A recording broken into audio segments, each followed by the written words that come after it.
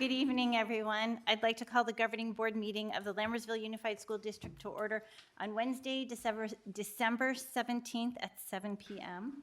This meeting is being live streamed and recorded, so I ask that you kindly turn off or silence your cell phones at this time.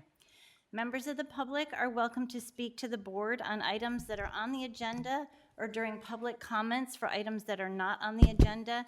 If anyone is here and wishes to speak to the board, you can fill out a blue comment card located at the back of the room and give it to our executive assistant.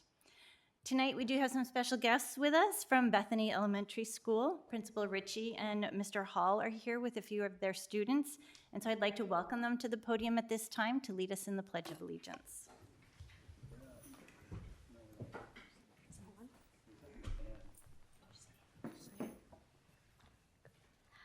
I pledge allegiance to the flag of the United States of America and to the republic for which it stands, one nation, under God, indivisible, with liberty and justice for all.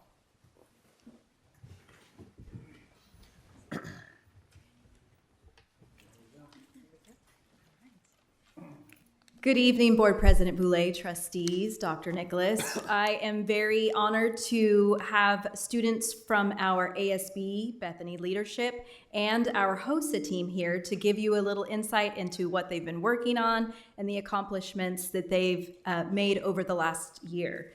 For ASB leadership, we have ASB President Chloe Aquino and Social Media Coordinator Carolyn Kalma. After they do a short presentation, we have our current HOSA president, Ara Ram Rajesh, and a previous HOSA president, Isha Rakesh, will do a presentation for you.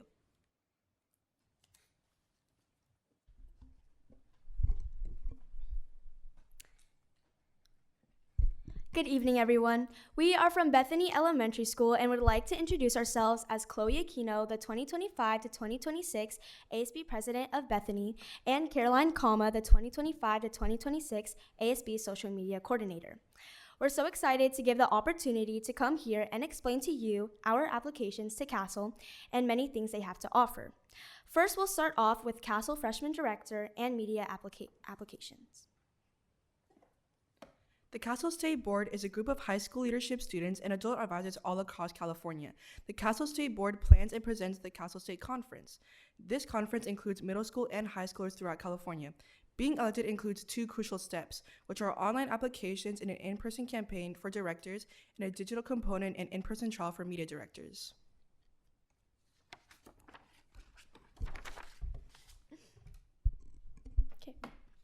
This year, as the ASB President, I will be applying to the Castle State Board as Freshman Director. Along with this year's Social Media Coordinator, Caroline Kalma, will be running for Media Director.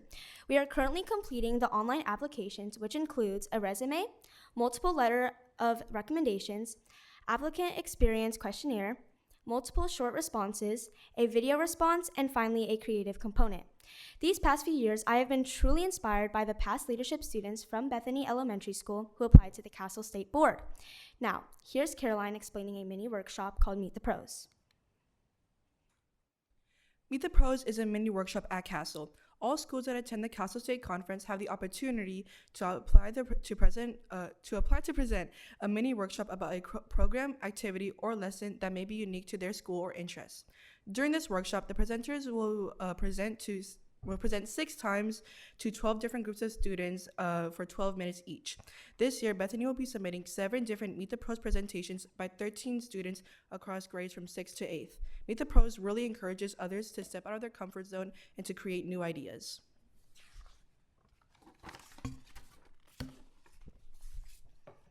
The past 3 years, 4 Bethany students who are now in the Mountain House High School are currently on the Castle State Board for the 2025 to 2026 school year.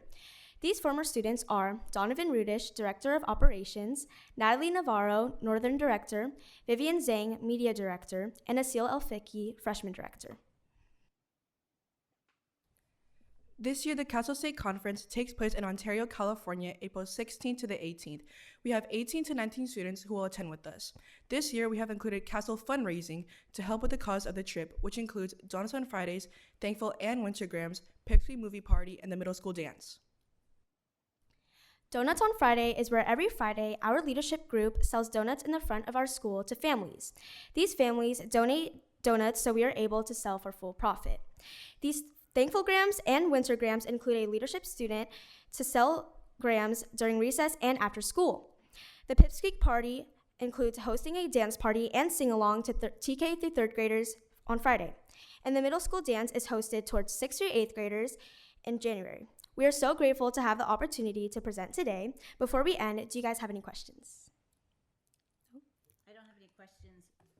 I don't have any questions, but I do want to wish you both the best of luck on your elections. Thank you so much. Yeah, Thank that's you. what I was going to say, Chloe and Caroline. I wish you the best. Thank you. So much. Click me in. There we go. All right. You got this. Good evening. You can hold on. LUSD Board. My name is Ian Hall, and I am not only the proudest, but perhaps the luckiest advisor in the HOSA multiverse. Let me begin by thanking the district and the LUSD Board for providing an outstanding environment in which we're able to support and empower, well, I have all 4 of them now, but tremendous HOSA talent. And I would really be remiss if I didn't mention the fact that the money comes in handy. So thanks all of you for helping us out there. At this time, I think it's only fitting to let the competitors and the results speak for themselves. Let me introduce our international and national champion and our very first HOSA president, Isha Rikesh.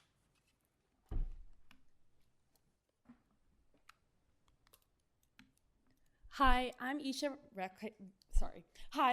Rakesh, and I'm a freshman at Mountain House High School. For the past 2 years, I've been involved in Bethany's HOSA Club, and I continue to stay involved in the high school. Being president last year was one of the most meaningful experiences in my HOSA journey, as it taught me how to take initiative, stay involved, and lead with confidence. I was able to build strong connections with so many people, including Aura. I'm very proud of what our chapter has accomplished over these past few years. I placed in the top 10 internationally for health education at the International Leadership Conference in 7th grade.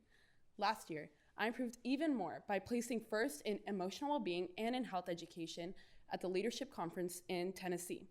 Not only me, but our whole HOSA team has improved a lot. For example, we earned 10 medals at state last year. I also created our HOSA Instagram account to document our journey and increase engagement. Additionally, I helped lead our chapter in raising around 90 kits for the Guatemalan Service Project at State. I'm extremely grateful to Mr. Hall for supporting me throughout my HOSA journey, and without him, our chapter wouldn't be where it is today. Now, I would like to pass it on to Aura, who will be explaining what Bethany's HOSA will look like in the future. Hi, my name is Ara Ram Rajesh, and I'm an 8th grade student at Bethany Elementary School. HOSA has played a significant role in my personal growth, helping me develop leadership skills, responsibility, and confidence. I am extremely grateful to Mr. Hall and everyone who has supported Bethany HOSA and provided us with opportunities to grow as students and future healthcare leaders. Bethany HOSA is very important to me, and I am committed to helping our chapter continue to expand and improve.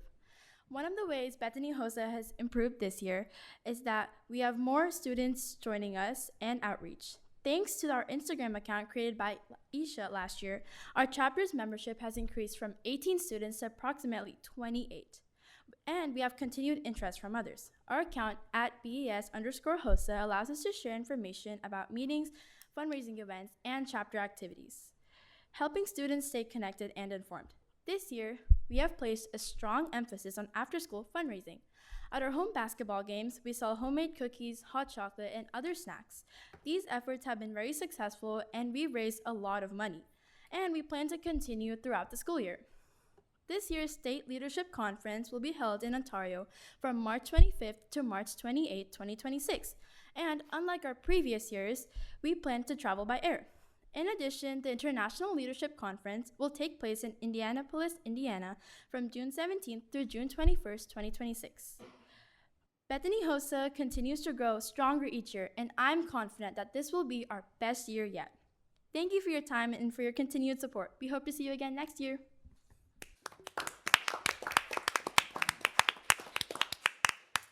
Thank you, and I'm confident this is going to be your best year yet, too. Any questions or comments from the board? If I could, I just wanted to quickly add, I think it's really cool that you guys have HOSA now at Bethany. I remember being there, And honestly, knowing that only the programs you could get involved with were at the high school. So it's really cool to see that you guys are taking initiative like already in middle school to get involved in these really competitive and really difficult extracurriculars. So I just wanted to congratulate you guys again. I think that's really cool. And also Chloe, Caroline, just the energy that you guys have. I know I've seen you guys at Castle before, so I didn't know you guys are hard workers, but it's really cool to see you guys continue to bring that impact back to your school. So just thank you guys again for the really cool presentation. I would also like to thank the advisors of both ASB and HOSA because it takes a lot of time, a lot of logistics, a lot of coordination to have these groups, especially when they're popular and there's a lot of kids. So thank you. Okay, students, I know you have one more day of school before a holiday break. Yep. So you're welcome to stay for the rest of the meeting. You're also welcome to go home and enjoy your evening and have a great holiday break. Thank you.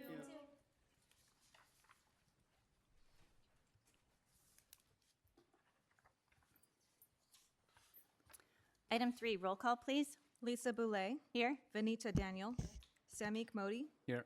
Stephanie Olson, Here. David Pombo, Here. Donovan Rudish. Here. Thank you. Item 4, approval and or corrections to the agenda.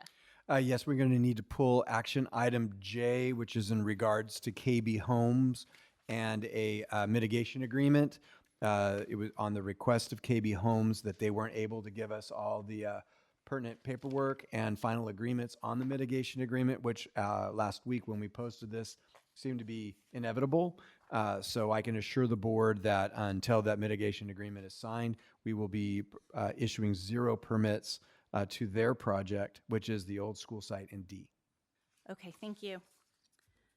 Move to approve the agenda as amended. Second. Let me amend my B. B. Did you see my head?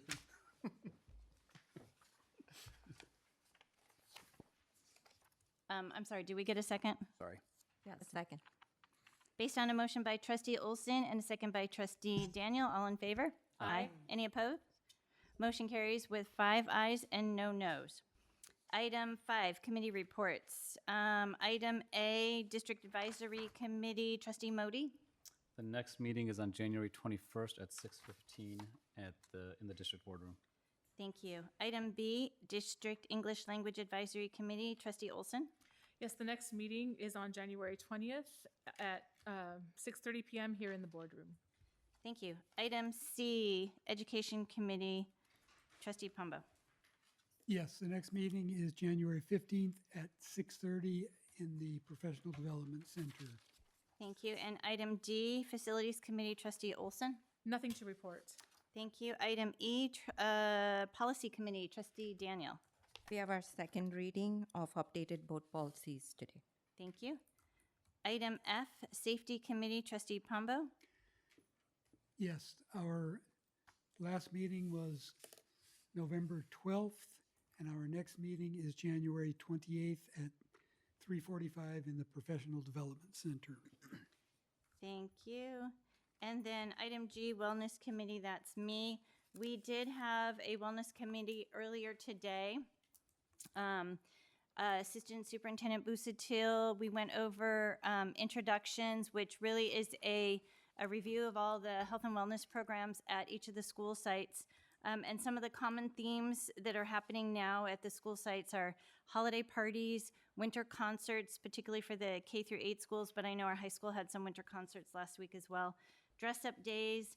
Some of the schools are doing the holiday gift shop as fundraisers, and it's something that the kids really like to do, to buy little trinkets for family and friends. And then a couple of the schools are having some snow, and some of the schools are doing caroling from classroom to classroom with their choir. So fun stuff going on at all of our schools. We also reviewed the wellness plan. This is an annual activity where the committee looks at the plan and provides feedback in terms of changes, clarifications, additions, etc. And there was a lot of feedback today, so that was a good discussion. And then the last thing on the agenda was the farmers market, and we will be having our farmers market at the K through 8 schools the week of March 16th through 18th. So a finalized schedule hasn't been created yet, but that will be to come. And then the next Wellness Committee meeting is February 18th at 3:45 in the Professional Development Center. Okay, item 6, Governing Board reports. Student Board Member Rudish. Good evening, President Boulay, Lammersville trustees, and Dr. Nicholas. Actually, before I start, I wanted to thank all of you for these gifts. I think I missed out on the Secret Santa memo, but very thankful. Before I begin today, I wanted to take a moment also to thank Secretary Balzerini for organizing my transportation to the recent CSBA conference out in Sacramento. I had an amazing time. It was really cool to meet other student board members and see how their districts run, how they're involved in their own student government. I kind of learned that in the grand scheme of student district relations, I'm still kind of a baby. So it inspired me to learn more, to get more involved in how our system works and just kind of be more educated on my position. So in the future, I think I have a lot more questions and ideas that I'm sure I'll be communicating with Secretary Balzerini. In addition to that, I also had the opportunity to meet with our Milpitas Middle College student representative, Nia Gupte, and we recently made a post reflecting on the year and our hopes for what we want to do going forward. So really cool just to connect with other district board members. Just very eye-opening experience. So thank you again. Now on to leadership and ASB. So as you might know, finals are coming up, or they are almost over actually. And before that, the week before, we hosted a Spirit Week to get the crowds going for testing. This included a PJ Day, an Adam Sandler Day, or as I understood, Dad's on Christmas Day, Santa versus Grinch Day, Wrong Occasion Day, and an Ugly Sweater Day. Now for clarification on the Adam Sandler Day, I've never watched the Adam Sandler Christmas movie. So I dressed up like an average dad, and I spent the entire day at school with a pillow under my sweater and cargo shorts in the cold. So it was a fun day. Going along with that, tomorrow is our last day for finals, so good luck to all our Mustangs tomorrow, and hopefully we'll celebrate our break with some well-deserved sun. Fingers crossed. In addition to our Spirit Days, our leadership will be doing a canned food drive tomorrow from 12:45 to 3 p.m. Anyone is welcome to drop off food, and if you'd like to participate, the drop-offs will be near the theater gate. In regards to sports, we recently had some really cool announcements, specifically starting off with our boys basketball players. They made an appearance in the Stockton newspaper. Jordan Williams, specifically, one of our centers at the high school, he entered a nomination on RecordNet for Athlete of the Week. And although, unfortunately, he didn't win the vote, his recent performance and nomination are both on the school website and the RecordNet website. So really cool. In regard to soccer, our teams are similarly going strong, and I'm proud to report that our boys soccer team took 3rd place at the recent East Union tournament. And then kind of cool at the same time, our boys wrestling team also scored 3rd place, this time out of 33 teams at the Tokay 9th Annual Rod Games Tournament. So really cool performances from all of our different teams across the leagues. Just really cool to share. And then finally, I'd like to add that we recently had a Good Day Sacramento interview with our leadership and dance teams. So Mustangs continue to stay on top. And that concludes my report. Thank you. I always love your reports. Trustee Olson. Thank you, Trustee Boulay, and I concur. I love your reports, Student Trustee Rudish, and I will start my report by saying I did pop into the Good Day Sacramento, and I stayed behind the cameras. I did not want to be on TV, but I did enjoy seeing the dance performances and the enthusiasm of the students. That was really fun to see, and wonderful organization to highlight. And Trustee Boulay, thank you so much for your report on the Wellness Committee. I really miss being on that committee because they do such wonderful things for our students. So that thorough report was really nice to hear and be updated on all the things that are happening. On November 25th, along with Dr. Nicholas and Trustee Pombo, we met with multiple parties, including the mayor, city manager, the president of Stanislaus State, and they shared with all of us some of the plans they have for a little cohort of classrooms in a building here near Tracy, out in the rural area. So that was interesting, and appreciated the information. On December 2nd through 5th, I attended the CSBA Annual Education Conference. I started off with the legal symposium, where we got updates on relevant legal happenings that will impact school boards and things to be aware of. And then I attended a lot of classes on school finance, special education, and equity, and learned a lot from all of them and loved interacting with fellow board members. But most of all, I really just enjoyed being together with our board.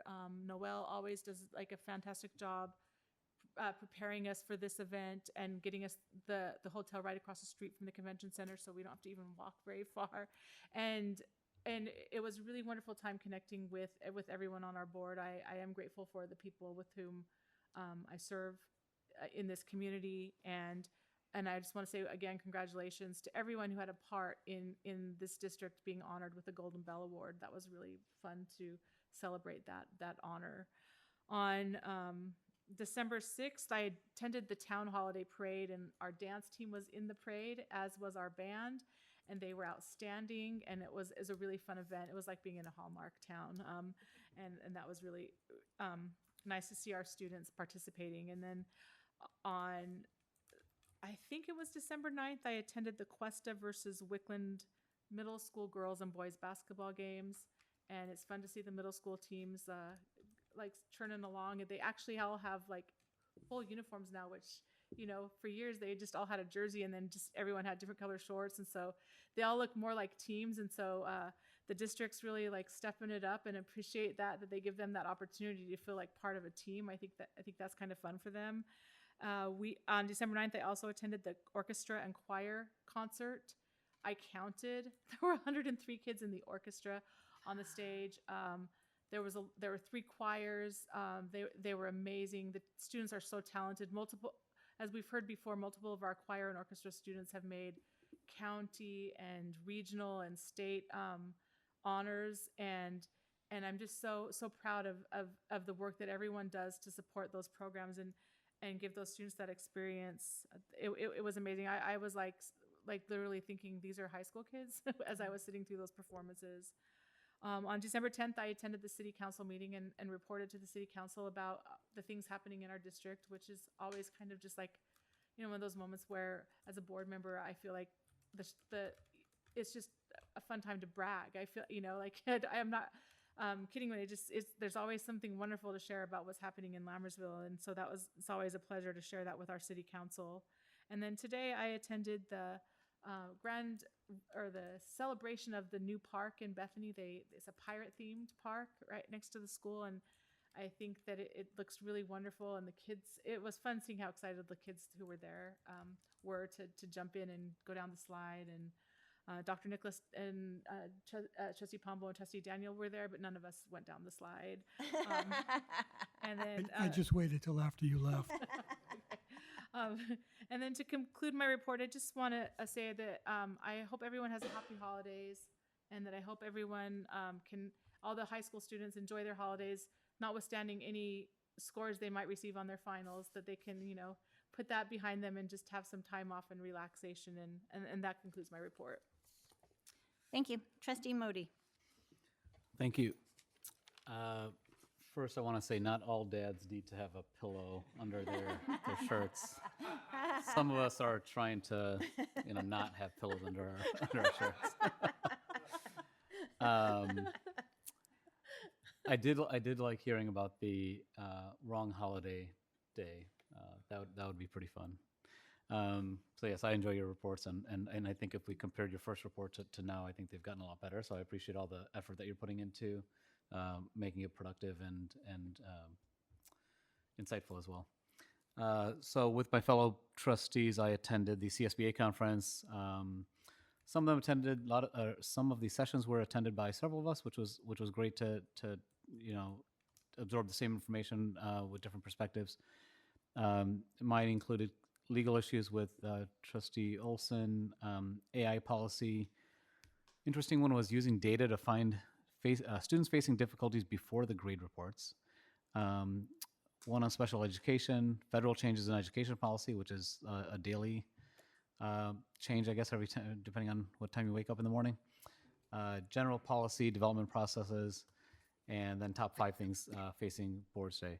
I similarly, you know, just as student trustee Rodish found value in interacting with others, I did the same. I think it's great for us to go to these conferences, learn what other districts are doing, see how other board members face challenges and success. You know, a lot of it's not just challenges, but a lot of successes that they found, and things that we can bring back to our district and discuss amongst ourselves on what we think we should, you know, do. And some of those are initiatives for students. Some of those are just better governance policies for ourselves. So very, very insightful, especially as not going, 2-3 weeks after I got elected last year. So now having a year of being a board member under my belt, being able to understand the issues, I think a little bit, not a little bit, a lot more than I did probably last year. So I appreciate that the district as a whole and the community, funds these trips for us to attend. They're very worthwhile. Enjoyed all the time that we got to spend together with each other. And so I think overall just was a lot of success. Also attended the city's Holiday Lights Parade. Great to see some of and the Jingle All the Way 5K, which is sponsored by the Wickland School Foundation. Both events featured groups from our schools, cheer, dance, and band. So it was nice to see them involved in community events outside of school. Also volunteered last week at Hanson for their Penguin Patch, which is the holiday shopping that President Boulay mentioned. It's nice to see them finding gifts for their family, friends, and I'll say yes. I think they're all just trinkets, right? But I thought what was also fun is when kids would take something and then they say, "Oh, I don't want to spend this much on mom. I want to put it back," and then they go find something cheaper or more expensive based on how they had to budget within the $20 or $15 or whatever they had. So it was a lot of fun helping the students pick things out, and it's always nice to interact with our students in some of these fun things that happen at our schools throughout the year. And lastly, I want to obviously wish our staff, teachers, and students a very safe and enjoyable winter break. I am looking forward to doing nothing over the next couple weeks, and I'm looking forward to all the good things to come in 2026. So thank you. And that concludes my report. Thank you. Trustee Daniel, did you want to go, or do you want me to go to Trustee Pombo first and then come back to you? I can go. Okay. Thank you. All right. Thanks for asking. Thank you, Preston Boulay. On November 19th, I attended the Trimester Awards at Hanson Elementary School, and it was an event congratulating the Principal Honor Roll and Superintendent Awards kids. I had a great time watching the happy faces of the kids and also meeting with the principal, Baptista, and custodian and the parents.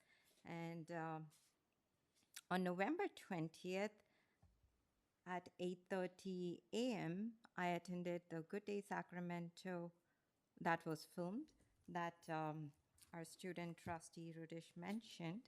And this is the second year I'm attending it. The first year I actually watched the marching band and the cheer team that was filmed, and it was amazing to be there.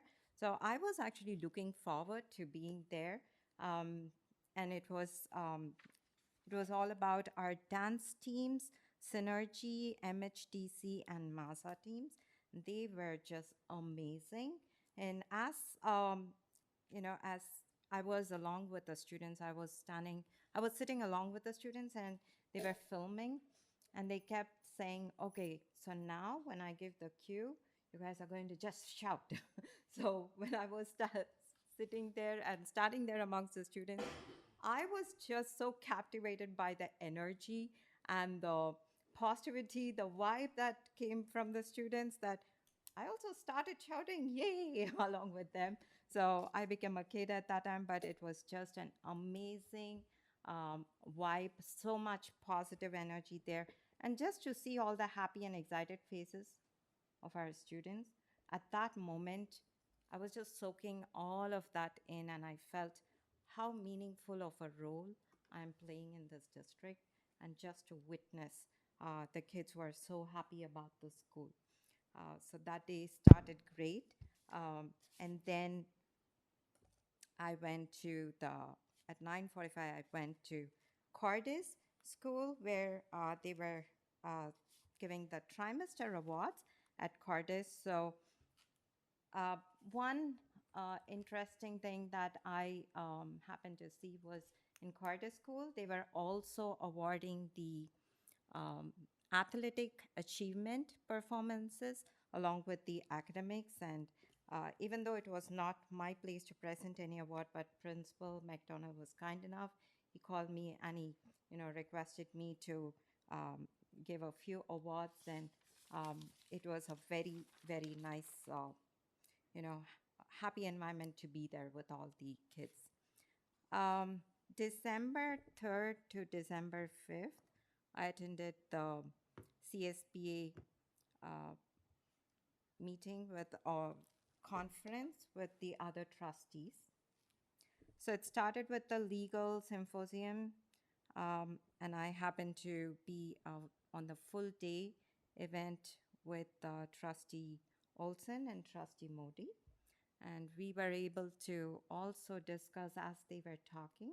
We were also discussing amongst ourselves and, just seeing that how much of a forethought has been put into our school district, and that's something I shared with Dr. Nicholas too after that evening. When there were so many things that they were talking about, in my mind I was thinking, oh, we have already taken care of this. So there was so much that I got to experience and witness that we are definitely ahead. We are thinking ahead. And so that was on December 3rd. On December 4th, I attended some workshops on latest development on Title IX, getting policies back on track, and how a policy development workshop can help.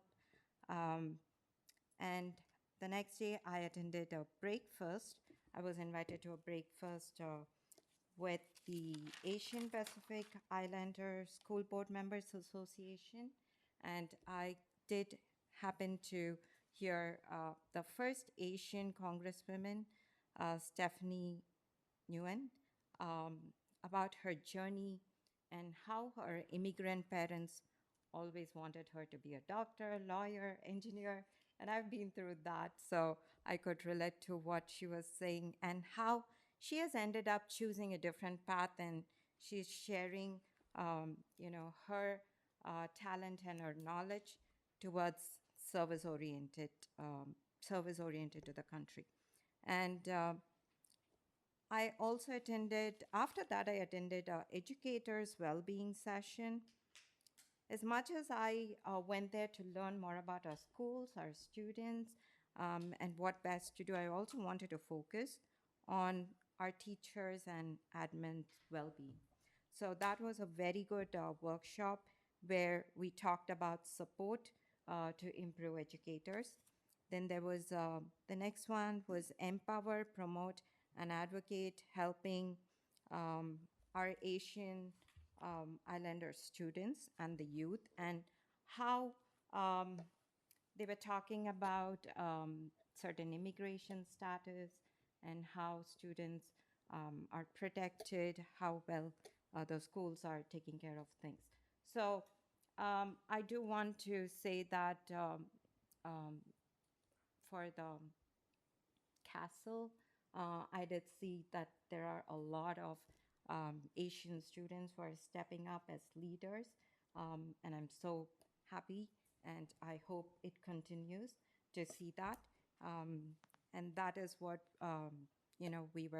there was a lot of discussion on the Asian Pacific Islander School Board Members Association, where we would like to also encourage the Asian community to step up as leaders and serve the country. Lastly, I attended the Safe and Supportive Schools for LGBTQ plus students. It was a very informative session. And then apart from all of these, I also got to brag a little about our executive assistant, Noel, to other executive assistants, and also to other board members who asked me, oh, you just stay right across? I mean, I had to just, register myself and so many other things. And I actually suggested Noel that she should do a presentation at some point there for the executive assistants, because I just have to say, Noel does everything to the dot, to the T.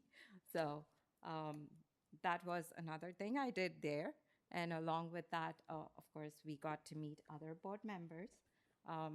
And that's an opportunity for us to, it's like an annual event where we come by from different other states and just get to, meet each other there and talk about, again, brag about our schools.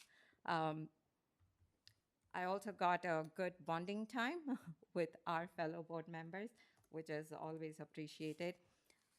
After that, on December 6th, I attended the tree lighting. And again, the parade was just wonderful with our students. I also got to meet a lot of our community members. It was just fun. And I got to meet Santa. I always love meeting Santa. And I thoroughly enjoyed that particular evening. I was there with my husband, and we had hot chocolate, and it was great. December 13th, I attended a Christmas outreach event, which happened at Hanson.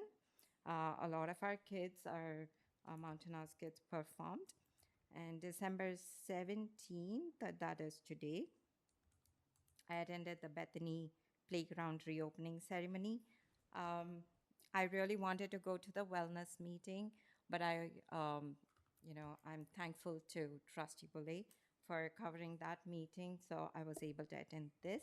And as Trustee Olson mentioned, the second the ribbon was cut, all the kids just came by. They were so excited, and that excitement was just so contagious. So it was beautiful to see the kids enjoy the new one. I also want to say, on a personal standpoint, I am looking forward to the break. Not going to be doing anything, but after a very long time, we will be together as four, and my kids will be back. So I'm looking forward to having Christmas as a full family together and just relaxing. So lastly, I want to wish all the students very best for the last finals. There is one more to go. So we'll finish well, and then we're going to enjoy the break. And to everyone, happy holidays, and wish you a blessed new year. Thank you. Thank you. Trustee Pombo. Thank you, Madam President. On November 6th, I attended the Mountain House High School White Coat Ceremony. Always a very proud evening to see all our students receiving recognition for their achievements. And later that evening, I attended the Facilities Committee meeting. On November 12th, I attended the Safety Committee meeting. On November 25th, I, along with Trustee Olson and Superintendent Nicholas, met with representatives from Stanislaus State, among others, to discuss their plans for opening a campus in the Tracy area. On December 1st and 2nd, I was at the CSBA Delegate Assembly in Sacramento. I'm proud to represent not only our district, but our area 8 in the Delegate Assembly for CSBA. We discussed a lot of important issues affecting school districts, including state laws, both passed and proposed. And then on December 3rd through 5th, I attended the CSBA annual education conference, where I attended sessions on safety, AI, current issues affecting school districts, a forum for governor candidates. Not sure any of them deserve to be there, but I'm guessing we'll end up with one of them. Sessions on legal issues, school finance, and state superintendent candidates. Once again, I'm not sure, but I'm sure we'll end up with at least one of them. And then I attended for the 6th time during my tenure on the board, the Golden Bell Awards, where we, for the 6th time, won a Golden Bell. Very proud. On December 8th, I attended the LSF meeting. We are planning the upcoming LSF dinner auction at this time. And then earlier this evening, I attended the rededication of the Bethany Park. And as was mentioned by others, it was fun to see how excited the kids were to climb on the equipment. And that concludes my report. Thank you. And as for my report, on November 6th, I attended the Mountain House High School White Coat Ceremony and National Technical Honor Society induction ceremony. The whole thing started with a light dinner in the multipurpose room with our culinary students preparing dessert. So I love the collaboration of the CTE pathways at our high school. Our biomedical pathway is really one of probably the more popular pathways, and it grows every year. And this year we also have several new teachers in that pathway, so I was excited to meet them and hear about their professional experience and professional background, and I think they're going to be great mentors for our biomedical pathway students. On November 7th, I attended the Salute to Service recognition that was held at Bethany, hosted by Bethany School Foundation. And this was a ceremony, it was a very unique ceremony. It honored both first responders and veterans. First Responders Day this year is recognized on October 28th. Veterans Day is November 11th, so they held this on November 7th, right between the two events. And they had police services there, fire services, K-9 unit, presentation of colors by our local VFW. And so that was a really, really special event, very unique. I've never seen anything like that in our district before, so I hope this becomes an annual thing. It was very special. On November 20th, I attended the Synergy Dance Team performance at Mountain House High School. This was an incredible performance, so many energetic dancers, and most of the dancers actually choreographed their own dances, so it was a great event. Also on the December 2nd through 5th, I also attended the annual CSBA conference, and I want to echo everybody else's comments about that conference. I really do think professional development is important for our board, and I'm glad that we have that opportunity. Most of the sessions I went to at the conference dealt with school financing from the state level, federal level. I learned more about Prop 98, deconstruction of a GEO bond, should we ever need to do that. So learned a lot about school finance. And again, the networking, the team bonding was just so valuable. And I want to reiterate the thanks to our executive assistant, Noelle, because she just does an incredible job. She makes it easy for us. She tells us where to be, when to be there. And so it's really nice. We can focus on the sessions and not worry about anything else. So thank you so much, Noelle. On December 6th, I attended the City Holiday Parade.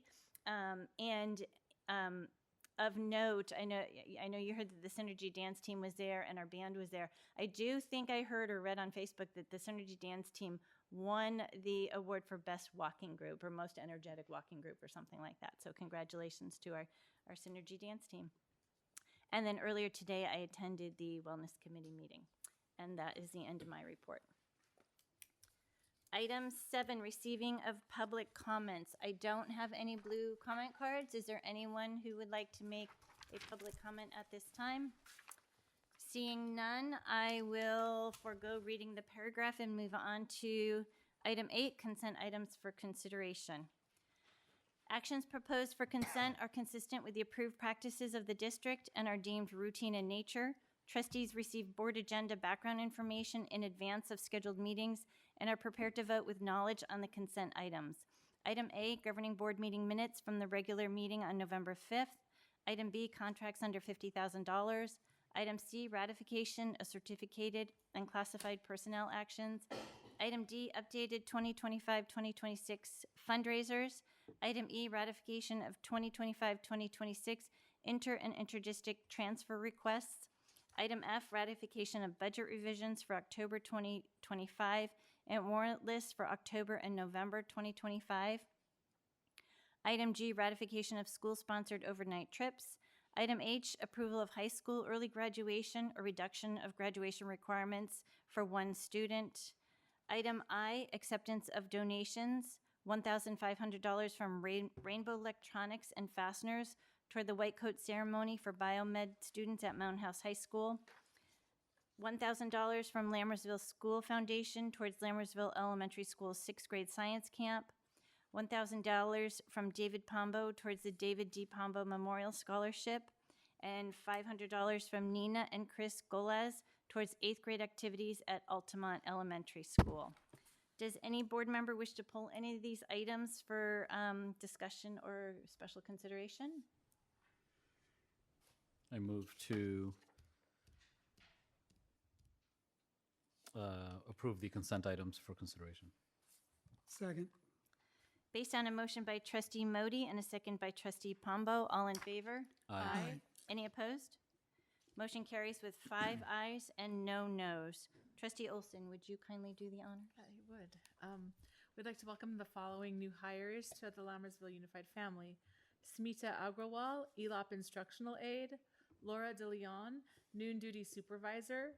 Sakina Mital Parambath, SPED ELOP Instructional Aide.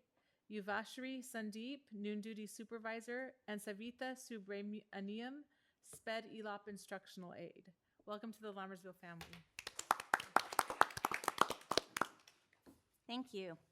Item 9, District Administrative Reports. Item A, Superintendent's Report. Yes, I just have a couple of items here. It was referenced earlier by Trustee Olson, but I'll give some specifics with our music program that, again, this board had the wisdom to invest Prop $28 in expanding our music offerings. And so here are some tabulations on how we're doing.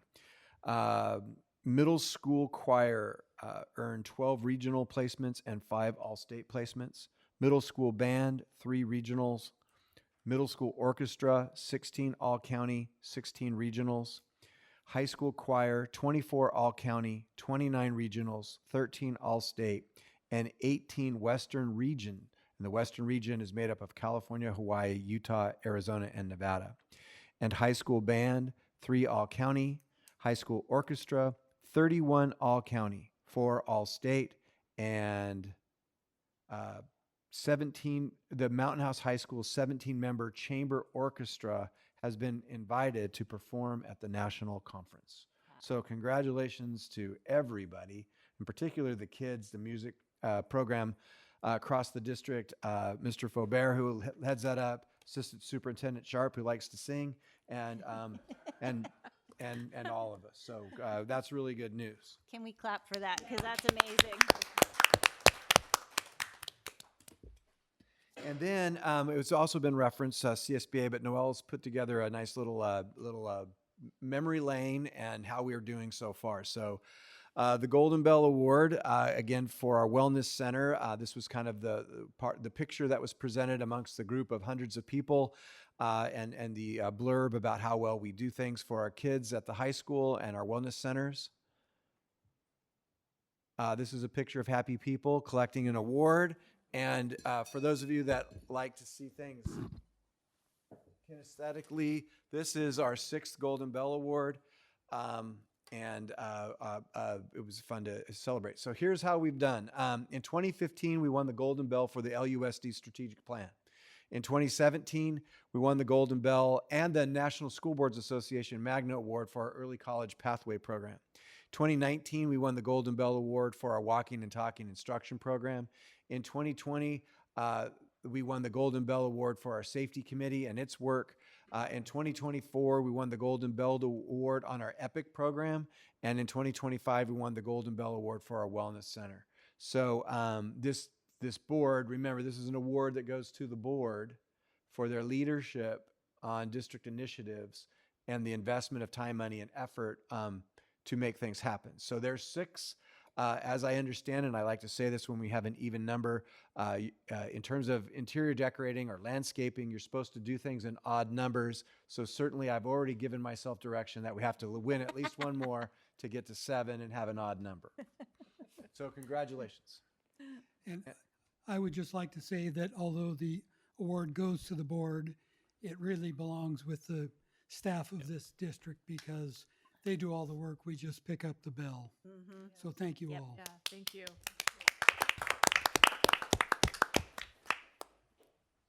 And that is my report. Thank you. That's a great report. Item B, district enrollment report. Yes, 8,142, but I'd also like to share this little tidbit. There are currently 68 Pombo Elementary School, or I'm sorry, Neighborhood J students in our district, 56 Pombo Elementary students, and 12 high school students Nice. and Thank you. counting. Item C, district maintenance and operations report. We have Director LeGrand here. Good evening. Thanks for having me. The pools are really good this last month or so. The autofill valve stuck a little bit and was overfilling for a couple days, but we got that fixed. Chemicals and temperature are good. The weather's been pretty miserable last month. Today was a nice day, but the last month was pretty miserable. It's cold, foggy, damp, temperatures in the 40s and 50s all day. As such, we've been dealing with a boatload of HVAC issues all over the district. We had PM done, preventive maintenance work done at Cordis and PDC last week. We had preventive maintenance work completed at CASA today. The PM work at the high school started last week. I met with the tech today. He's got a few more items to address. He'll be here tomorrow, maybe even Friday. I had a tech at Bethany today dealing with cold rooms there. After he's done there, I have rooms at Altamont, Quest and Lammersville, and Wickland to deal with. So we're all over the place. Hoping to get all these knocked out so when the kids come back in January, everything's nice and toasty. Grounds, irrigation's off everywhere.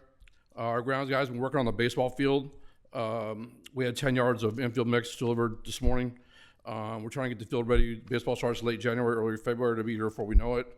The base paths are kind of cupped, worn out, so we're trying to flatten those out, make them better, and reestablish the infield lines and make it look good for the season before the rain starts. Last Monday had a facilities meeting at the high school with the nuns. The next meeting's not till next January. Next week's winter break, we had a bunch of work scheduled. We had some fire alarm testing done. We're gonna have elevator testing done at a few sites. We have wheelchair lift testing done at a few sites and some door repairs to get done. Updating our projects, the new classroom buildings at the high school, we're still dealing with some warranty issues. The biggest issue is one of the labs, the heater's not working.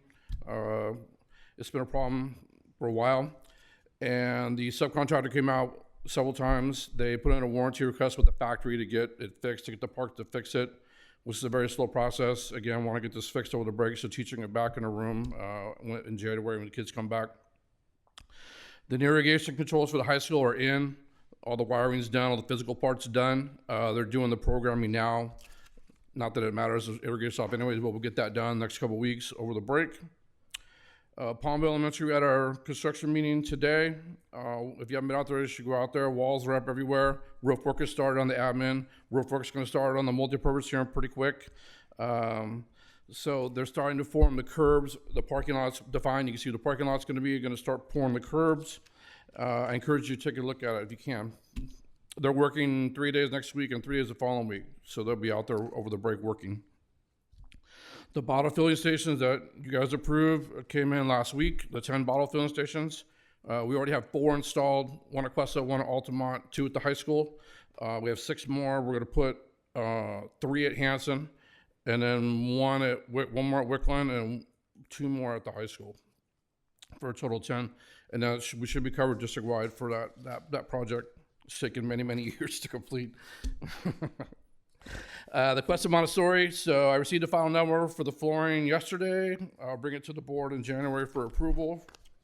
We could start the work in February. The Casa field, we reseeded last fall. The soccer field, we extended it west. It's filled in nicely. It would have been great to get a little more sun the last month, the blades are there, but they're pretty thin. It would have been nice to get a little sun, maybe a little warmer weather, a little thicker blades, but we kept the temporary fence up so it doesn't get trampled. I told the athletic director, Renee Nunn, that they could use it in February when they had their K soccer program. So, and then we're going to use the same process in May and June to do the cricket field. The kindergarten equipment, playground equipment at Wickland. I'm still working with Principal Duran. She got some feedback from the teachers about some couple things they didn't like. Worried about little fingers getting stuck in places and little feet. So we're working through that number to try and get the right equipment for them. We have some time. We're going to put it in probably, and it wouldn't be until the summer anyway. So want to get the right piece of equipment for the kids. The raised crosswalk at Lammersville. So our hope, Principal Beck and I hope, as they've done over Christmas break, they have now tied it into some other speed bumps they want to put on Bonds Austin. They want to make it all one project. So that's not going to happen until next year. They're thinking January or February, hopefully. Let's see. Sorry. The scoreboard at Lammersville, that's on the agenda for approval tonight. If you all approve it, which I hope you will, I'll order that tomorrow. We can get that in and get that project done. The field at Lammersville, we are still planning on doing that in the spring. And probably May, June, we'll do a similar process that we just did at Costa. And the issue we had at Lammersville with the smell in the septic tank has been resolved. I purchased some charcoal filters for the roof vents, put them all around the general area of the septic tank, and there haven't been any. We put them on over Thanksgiving break. I haven't heard any complaints in the last, 2-3 weeks. So that issue seems to be resolved. Staffing update, we don't have any openings. And that's my report. Thank you. Thank you. Item 10, action items. Item A, consider approval to hire certificated employees on a variable term waiver. 1, Alyssa Bagnato, CTE Culinary Arts Teacher. 2, Kamal Gupta, CTE Business Teacher. 3, Jennifer Hogg, CTE Biomedical Science Teacher. And 4, Zhangyi Huang, CTE Biomedical Science Teacher. Staff report, please. Yes, so the variable term waiver is something we do every year. There are teachers, in particular in the CTE area, that are experts in the field, but require additional certifications. Each of these individuals need to complete their EL certification. We recommend approval. Thank you. Do I have a motion? Move to approve. Oh, go ahead, Trustee Daniel. Move to approve to hire certificated employees on a variable term waiver. Alyssa Bagnato, CTE Culinaries Teacher. Komal Gupta, CTE Business Teacher. Jennifer Hogg, CTE Biomedical Science Teacher. Zhongyi Hang, CTE Biomedical Science Teacher. Second. Based on a motion by Trustee Daniel and a second by Trustee Olson, all in favor? Aye. Any opposed? Motion carries with 5 ayes and no noes. Item B, consider approval of facility usage fees for facility improvements. Total cost $46,459.57 for LED basketball scoreboard display for Lammersville Elementary Multipurpose Room, basketball backboards for Lammersville and Wickland Elementary, $8,130.28. Soccer goal and net set for Mountain House High School, $10,745.45. And Generac 2 mobile light towers for Mountain House High School, $19,803.54. And the basketball scoreboard was $7,780.30. I neglected to say that. Staff report, please. So this has gone through our process to the Facilities Committee, approval through the subcommittee, and to the board tonight. We recommend all 4 projects be approved. Thank you. I'll move to approve of the facilities usage fees for facility improvements. Total cost $46,459.57. Sorry, can I make a comment? Yeah. I know some in the community have often questioned whether we should let our facilities be used for community usage and generate these types of revenues. So I think it's noteworthy that this is a nearly $50,000 that comes from us doing that, and not only partnering with the community and making facilities available for use and furthering their ability to further their causes, but also then provide back to the students with these investments. Thank you. So I have a motion by Trustee Olson. I'll need a second. I'll second it. Thank you. Based on a motion by Trustee Olson, a second by Trustee Modi, all in favor? Aye. Aye. Any opposed? Motion carries with 5 ayes and no noes. Item C, consider approval of the 2024-2025 annual developer fee report. Staff report, please. Yes, this item is a regulatory have-to. It's our explanation of how developer fees have been used by the district. Thank you. Any questions or comments from the board? Move to approve the 2024-2025 annual developer fee report. Second. Thank you. And Student Board Member Rudish, I am so sorry. On the first 2 items, I neglected to call for a student preferential vote. I think that month and a half since our last meeting kind of messed with my head. So I apologize. I would love your student preferential vote for item C. Yeah, aye. Thank you. All in favor? Aye. Aye. Any opposed? Motion carries with 5 ayes and no nos. Item D, consider approval of the first interim financial report for 2025-2026 school year. Staff report, please. Yes, Assistant Superintendent Grijalva is going to give a general overview of the budgeting process to kind of put into context what the first interim report purposes it serves. Thank you. Good evening, President Boulay, trustees, and Dr. Nicholas. Thank you for having me. Before I start, I need to say thank you to the fiscal team of Alvina Kaiser and Carol Saul. They're the two who are constantly monitoring the thousands and thousands of budget lines every day, and they prepare the budget revisions that come to you in the budget revisions that you get in the consent. Without their hard work, we wouldn't have a clean budget. So this is our first interim budget for the 25-26 school year. There are 5 budget reporting periods in the year. The first one is the adopted budget for the new fiscal year in June. The first interim report, which is the period of July 1 to October 31st, is in December, which is where we are now. The second interim report for the period July 1 to January 30th is reported in March. And the estimated actuals from July 1 to June 30th is in June. This report is actually submitted with the adopted budget.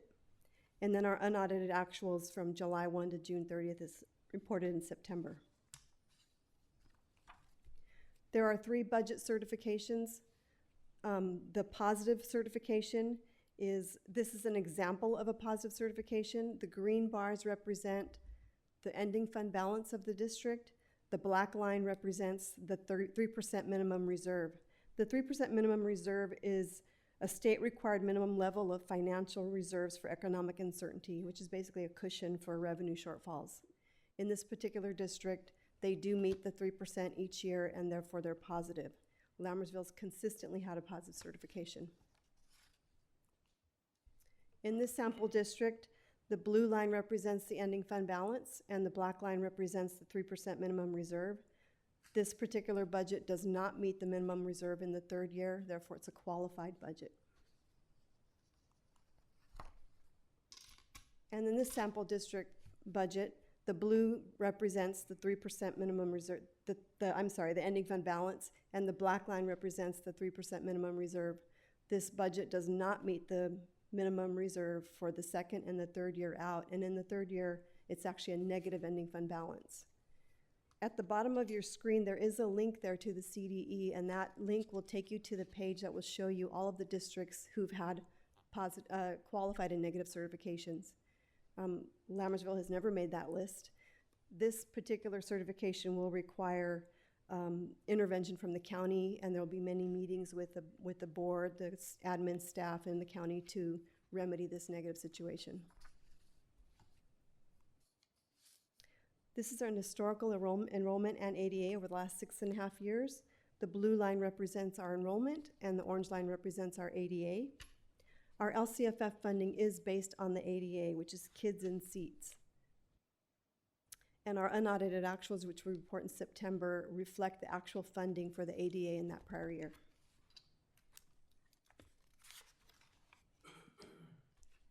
First, general revenue components. Our unrestricted general fund revenue is $99.7 million, and the total general fund is $116.8 million. Operating expenditures, unrestricted general fund is $88.4 million, and total general fund $125.4 million. It's important to note that we have expenditures budgeted in the current year for revenue received and carried over from the prior year. So for an example, the Arts, Music, and Instructional Materials Grant and the Learning Recovery Emergency Block Grant, we received those funds in prior years, but we recognize the expenditures in this year. So what we do is, for example, is summer school. We budget it each year that it is expensed, but the funds were actually received in prior years.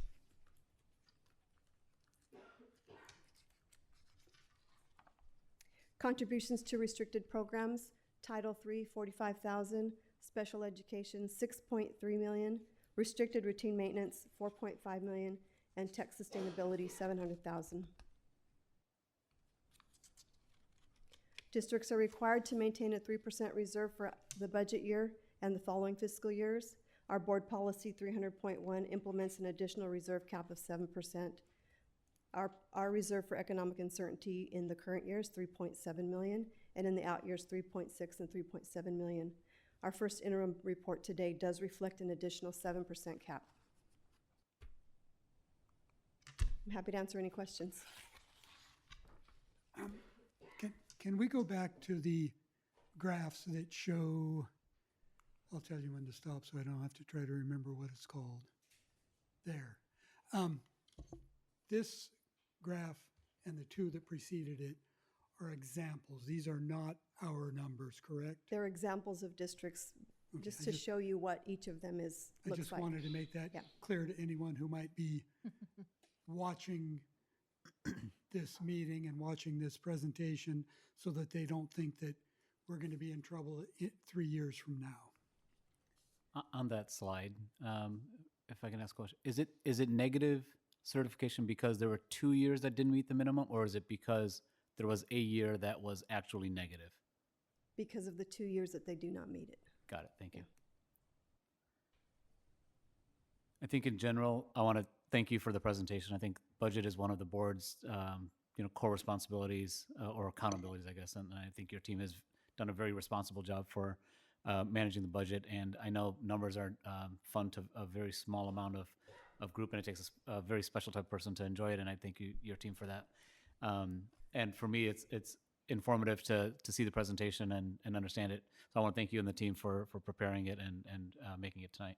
Absolutely. Thank you. And of course, it looks like we're in great financial shape, right? So a lot of good stewardship as well. Thank you. Thank you very much. Thank you very Thank much. you.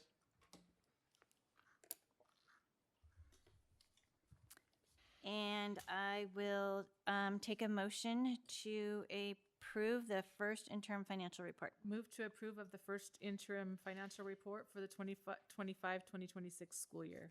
Second. Based on a motion by trustee Olson and a second by trustee Modi, student preferential vote. Aye. All in favor? Aye. Any opposed? Motion carries with 5 ayes and no nos. Item E, consider approval of Category 2 E-rate funding, year 2026 through 2027 technology network infrastructure expenses with mgtams.net. Staff report, please. Yes, so this is our E-rate funding expenditure plan. It's going to go to the network infrastructure. There's a system that we have to follow with this, and this meets those requirements. So we recommend approval. Thank you. Any questions or comments from the board? I just have one question. Does this relate at all to the other action item on the Pombo Elementary internet at all? Sorry, did I see that on here somewhere? Maybe it wasn't part of consent. Are those related? Is this related to internet at all? And I apologize because I did not ask earlier. I'm going to have to defer to someone.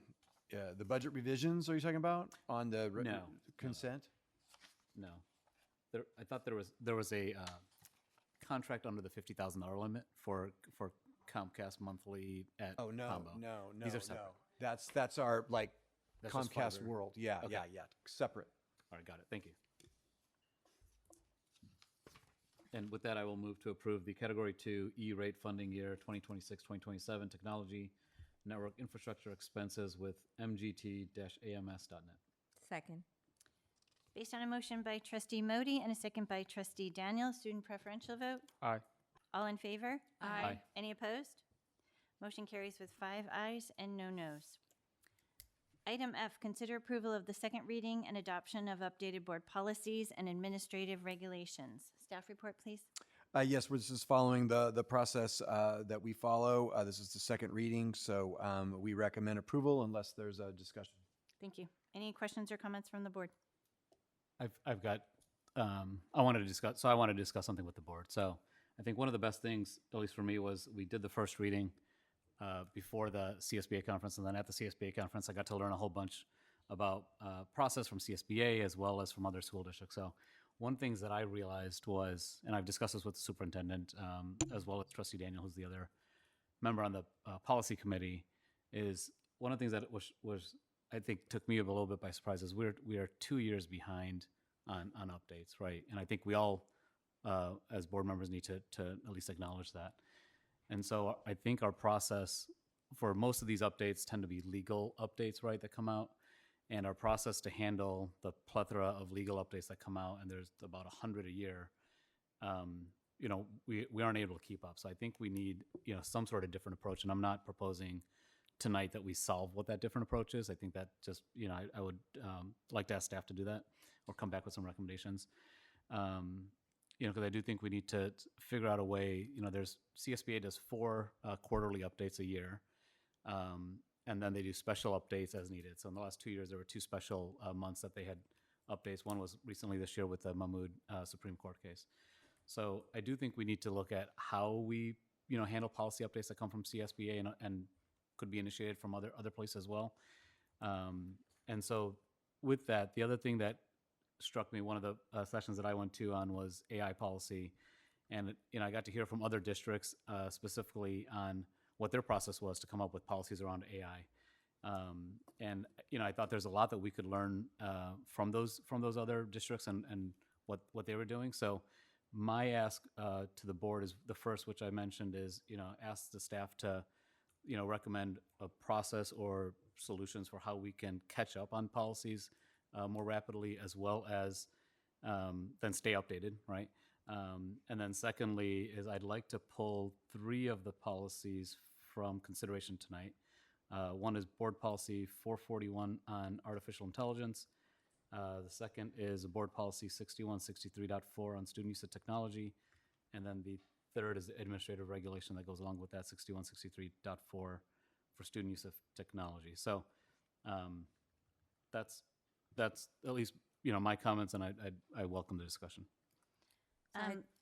I would like to say, first of all, I really appreciate all the staff for all the work they do on these policies.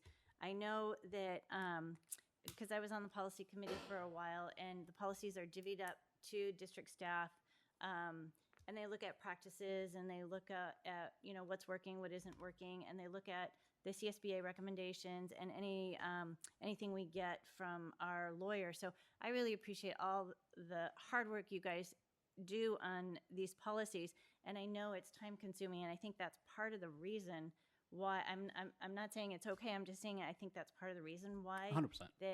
that we are so far behind, because it's really labor intensive. But to your comment though, it would be great if we could catch up, and I think, if I remember, and I don't know if anyone attended it, there was a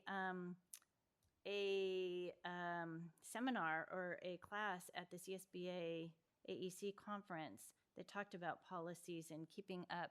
And I think, I'm going to look at Noelle, because I know that did you attended that one, is that correct?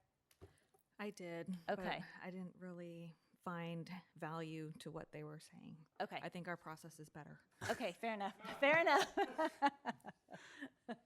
I attended a different one, which because I don't remember you in there, but there were actually administrative assistants in the ones, because they do a lot of the work. And so again, I don't know if we want to say what's good practice, bad practice. I think I just want to start with, yes, of course, and I'm remiss for not mentioning that the staff does a lot of work, and this is not intended to say that the staff is doing a good job. I think just the burden of the policy updates and the changes that come through are so onerous, right? That it just, you know, it just made an impression on me, right? Okay, yeah, fair enough. So I just want to add that we did have a discussion about the policy, the backlog of the policies, and I appreciate all the efforts that the staff is doing, and I know that it's a lot of documents, and I really appreciate the feedback that I receive when I have questions. But I do understand, and I hear you when you say there is a backlog and there is a process change that could make it better. And yes, as Lisa mentioned, that's something that we could discuss, and our staff would be the best experts to guide us with regards to that. And with regards to the CSBA conference, I attended one which was policy related one, but you know what, they were saying that if your district is struggling with policy, then please call us. So that was how the workshop ended. But they were kind enough to say that they're available, to come and help out if we need. Yeah. So that was it. And that was free of charge, that call? I did ask for them to do a date compare, okay, which is just a pull, literally an Excel VLOOKUP, right, for the Excel geeks, $1,250. So there we go. And just coming to the second item that you were talking about. So you were discussing about, you mentioned pulling out 3 of the policies, and I just wanted to, I know we discussed about this, and I went and took a look at the 3 items, and they're all about artificial intelligence. So can you share more as to what is your specific request as to why they need to be pulled out at this point? Sure. The one is I should have mentioned that these 3 policies don't have a legal tie to them. So we're not putting the district at further risk whether we approve this or not. The reason I suggest pulling them is, I think as one of the sessions I went to was on AI policy, specifically AI policy. It wasn't on AI usage. It wasn't on anything else, about AI policy.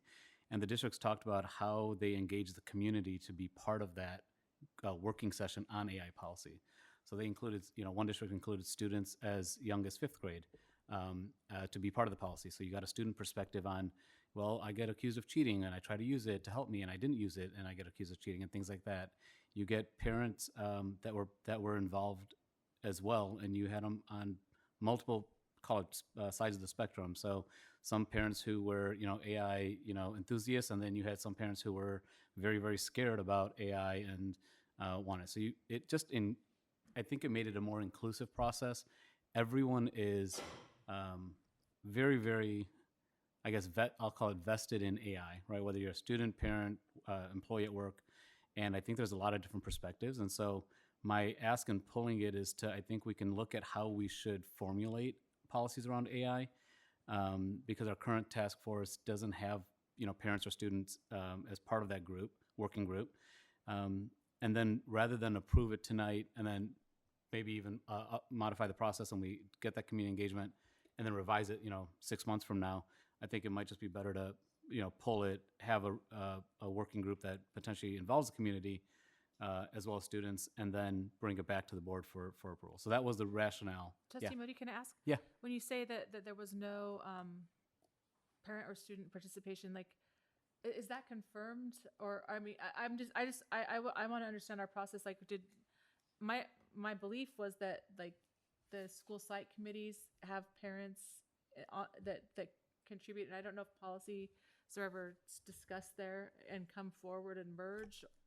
So I don't know. So the basis for the statement is when I asked the superintendent on the composition of the AI task force, it's faculty and staff. So there might be, I'm not saying that those team members are not potentially representing, comments and feedback that they may get from students and parents, but compared to other districts and what they were doing specifically on AI policy, they had parents on the committee or on the task force or in the working group. And so that was the basis for my So I need to clarify, were you referencing me or our conversation, or were you Yes. referencing a superintendent? Okay, No, so I I believe what I apologize, I got that said was we're doing a long rollout in multiple phases. So what we've done so far is we're getting our collective act together, the people who are the teachers, the administration, the district, and understanding what AI is and the impacts both on the policy side. But I also referenced that there's more to come. So I think whether the board chooses to pull these items, I have no recommendation. It's good either way. Why do something twice is a perfectly logical way of approaching this. What I can tell you is I think we certainly need to give a bigger, broader presentation on what's coming to the district because, as I said, there was a phased rollout. And we're not going to roll out and let things get ahead of us before we feel confident in what we're saying publicly on what we're doing. So we had a November 1st professional development day where we brought in an expert to kind of here's the good and the bad, things we need to be aware of, policy has to be set. We've done a survey with staff about how are you using it, survey, I believe, with students, high school students. So we've already begun this process, but it's, the seed is planted, but we haven't watered it enough to have the plant grow. But I think what we're missing here for this conversation is all of what is to come. And I think I'll take responsibility for that. Maybe we should have done a presentation on this. But there's certainly going to be specific roles for parents and students to play that will be primarily done through the principals and at the school sites. But there's also opportunities in the multiple board committees to also have further input and opportunities for the public to speak. So what I would recommend is I hear consensus from the board. The catch-up, keep-up plan is what I'm going to call it. That's clearly a problem. I agree with Trustee Modi that if you can swim, 75 policies a day, and they give you 100, eventually you're going to have you're going to get behind, and I think that's where we're at today. So I think that worked maybe well in the past, but we've got an issue. I will tell you that before we did it this way, we used to drop like a bomb, and that was why we came up with the current system. But now we have to come up with something better, and we've already begun a discussion about that. What I would recommend to the board, it is your decision to pull those items. It will not impact any of the plans and any of the role you play as a board or what we're doing as a district or what we're doing at the school sites. It's a ubiquitous thing that's coming at us in a weird way. And so we feel the best way is the tortoise wins the race. It served us well during COVID. It served us well during controversial things, that we prudently figure out what are the best steps. We gather information, we learn more, we take the next step. But I think what is missing from this particular conversation, what I would recommend is we bring back is an info discussion item with all of the things that we're doing, so you can see a broad spectrum of what it is, and then have the conversation about where you're at with that. But certainly, I know there's surveys that are being developed, multiple levels of usage, both instructionally, and then the policy thing is really important because ultimately, whatever rule you set, A, is what staff is going to follow, but B, if something proves not to be working, we can fix it through policy as well. So I don't feel that staff or myself are feeling any pressure about immediate perfect policy, perfect instruction, perfect PD because of the new nature to it. I just think that what's missing from my perspective, and again, I'll take board direction, is that we need a presentation on what we've done, what we're going to do, and how we see that impacting the future to help feed what you guys need to do. So I have a comment about the policies that Trustee Modi would like to have pulled. Those are not new, at least I looked at them real briefly. I looked at only 2 of them, but they're not new policies. So if we pull it, we're essentially keeping the policies, at least the way I see it, and tell me if I'm wrong, we're still keeping the policies, we're just not having those updates. Is that what your vision is? My vision was, rather than, I think they do need updates, right? And I think those updates need a more inclusive input from the community, right? So whether they say, hey, these look great, or they say, hey, there's 6 other things that we should change, I don't know. But I would like to have a different method for having those updates considered. So that I think that's part of it. And then so if we did go down that route, I think updating them today and then coming back 6 months from now and updating the same policy, I think just gives potential mixed messages. And so that's why I'm suggesting we either keep status quo, as it is today, and then hopefully get a different methodology for at least for these, technology policies, and then come back, call it 6 months with more cohesive updates, so that we're not doing it twice to Well, that was my point. Okay, and Sure. I feel like we've already done the work to update these policies. So right now they're as current as they can be. The work's already done, so I feel like if we don't include them in the group, then the work that the staff has done and the work that the committee has done on these policies over the last few months is for naught.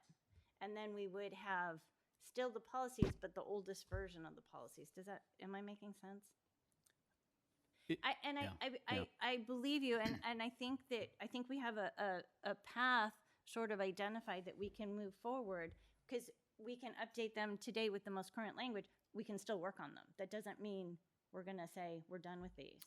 Yeah, I think to me, the language in the policies updates direction, right, and not legalese to comply with some regulation.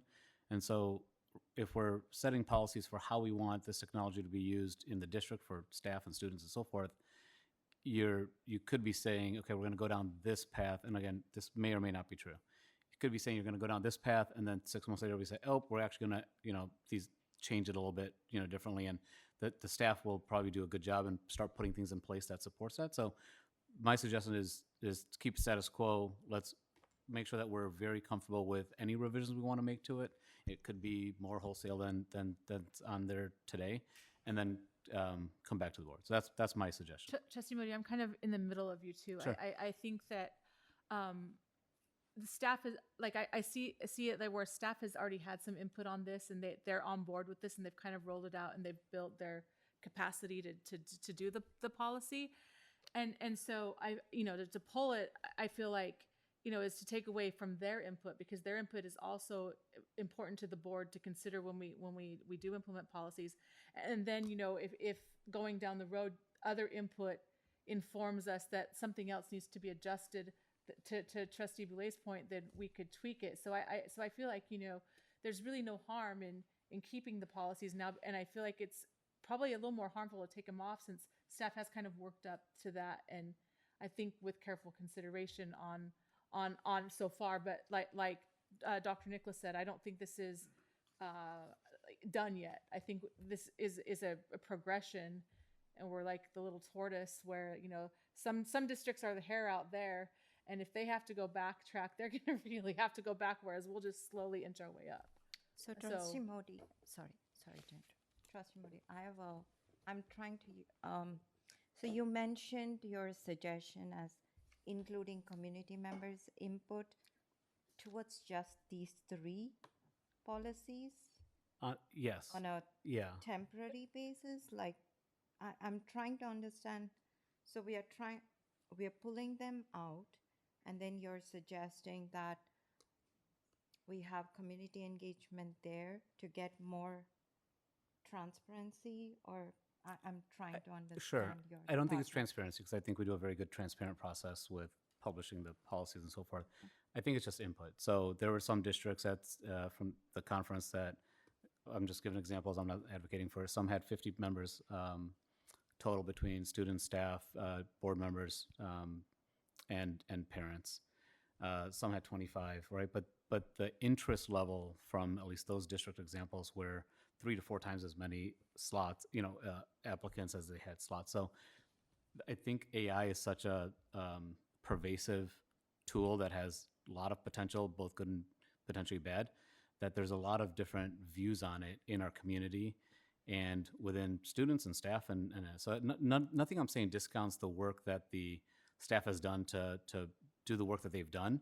All I'm saying is I think that there's an opportunity for us to set the direction where we want the community's input on something as important as AI in, how the students interact with it, how their teachers interact with it, and just to get their perspective. It may be a nothing burger, and they may say, great, this is fine, but I think it would be helpful to be able to have that input and voice. And again, I'm not saying we send again, I don't want to solve it, but I'm not suggesting we get a survey and then we get 6,000 responses and we figure out how to take 6,000 responses in. I think there's, some committee of committee or whatever to get those voices at least represented in the process in drafting the Okay. policy. So, Sorry. thank you. But this is how I feel. So, communities, from my perspective, AI is not the only important one. Safety, wellness, everything, right?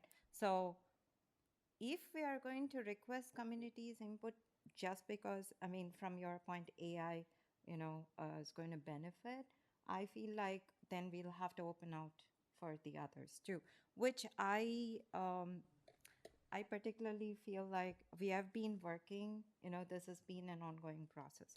So my question there would be, if we are bringing in community members, right? Is there a problem? What problem are we trying to solve there by bringing them in, right? So that's my thought process, first thought process. A second thing, I did do some research about how many, school districts have community members as part of, policy committee. Again, in our area, near our area, and there were none. So I just, I strongly feel that, again, not to the pulling part, but to the part where, yes, community input is very important, and we are all the voices of community. Community input is definitely gathered at schools, at all the other committees. All the other committees are where parents are also part of, as well as they sit in the committees. So we do hear from them, as part of every committee. So I just feel like at this point, just for these three, if you're looking at community input, I think that's not fair, first of all, because all the policies are important to me. And the second thing is, we could keep as Dr. Nicholas mentioned, I would like to see the bigger picture of AI. We have been starting to see, the first part, and the presentation was amazing. But I would like to see the bigger picture, and as others suggested, we could always come back and tweak it. And that is my take on it. Oh, okay, so I'd like to continue my comment now, since I got a little interrupted. Trustee Smody, I would like you, I agree that as the board, we probably should take our policy making role, at least me, look at it more seriously, maybe think about it more. I think it's great that you brought that to our attention. But on the community input, I was going to say is, taking a survey, that takes away what our purpose is here. We were elected that for that reason, for people to trust our judgment. And if we're just going to go out and say, we'll just what does the survey say today? Then we're not doing our job, because sometimes we're going to have to set a policy that a lot of people in the community may not like, but it's what's best for the kids and what's best for the district, and it's what we have to do. So I think that we do have a way to get their input, and we know what people sense, and we know what the challenges are through the committees, and we can maybe do a better job of encouraging people to attend the places where they already have a voice. Because I think that's great, the involvement there. But I do hesitate to say let's just pick and choose what we listen to on the community. That this is our job, and I do thank you for bringing that to our attention, because I do think that as is in our role as board members, we should be paying probably greater attention to policy and what our voice is in that. But I think that we don't need to pull. I don't think we need to pull these items to do that, and I think that we can just move forward to get the picture, and then if we have to adjust those policies, we will. But like Dr. Nicholas said, you're right on track with, we want to catch up and keep up, and that's going to be for our wait for us to pull, all of us. Trustee Modi brought up two different issues. One was the fact that we aren't keeping up with policy updates, and I don't have a solution to that. I would love to hear from staff, but I know what the cause is. The cause is we have a group of knuckleheads in Sacramento that keep passing laws and rules and regulations without the thought or the understanding or whatever to really know what the impact of their decisions are in the real world. Secondly, on the AI front, I feel like we should pass these along with the rest of the updates and then continue to work on it, because AI is moving so fast that any decision we make today is going to be outdated maybe tomorrow, but for sure in 3 months or 6 months or 9 months. So my opinion would be we leave these, we pass them, we work on AI and student use of artificial intelligence as an ongoing thing, and we're probably going to have to update the policies for AI continuously because it's moving so fast. Okay, I am going to summarize the discussion, if I may. On the point of having a backlog of policies, I think we have consensus on giving direction to our superintendent for staff to come up with a plan to attempt to catch up on policies. On the discussion about AI and where we are at in terms of the district, what sort of committees we have, curriculum we have, et cetera. We will have a presentation on that at some point in the future, a general presentation, okay. And then in terms of pulling the 3 policies, from what I heard, we don't have consensus to do that. Am I correct? And I'm okay with that, right? Okay. And I think the conversation went in a direction that I think at least makes me feel better, right? That this isn't something, and I think everyone already knew that this isn't set in stone, and we can revise it. But I think everyone also realized that this is something that is changing fast, has a lot of impact on our students, our staff, our teachers, and it's something that we can continue to look at and bring back revisions at a later. Okay. So I appreciate that. I appreciate the dialogue. I think this is great dialogue. I think having these discussions is worthwhile. You know, for us to hear each other's thoughts and you know, get to a consensus. I agree with Trustee Modi. I think it was a productive Yeah. conversation, and I think not only did the 5 of us hear each other's concerns and ideas, but staff also heard our concerns and ideas on the matter. Okay. I agree. Great discussion, and with that, I will take a motion. I'll move to approve of second reading and adoption of updated board policies and administrative regulations. Second. Based on a motion by Trustee Olson and a second by Trustee Daniels, student preferential vote? Aye. All in favor? Aye. Any opposed? Motion carries with 5 ayes and no noes.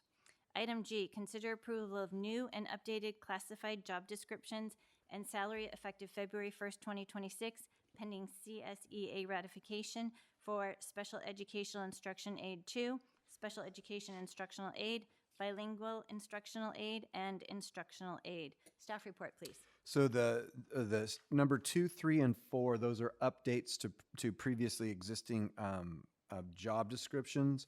That number 1, the Special Education Instructional Aid 2, is a new position. As we're taking on younger and younger kids, we're having to write job descriptions with toileting care, specialized care, and so this position is going to take on that new responsibility as we take on essentially preschool-aged kids. So we recommend approval. Sorry, can I ask one question? I'm more for my education. What drives the effective date for Feb 1? It doesn't line up with the school year. Is there something else that drives that date?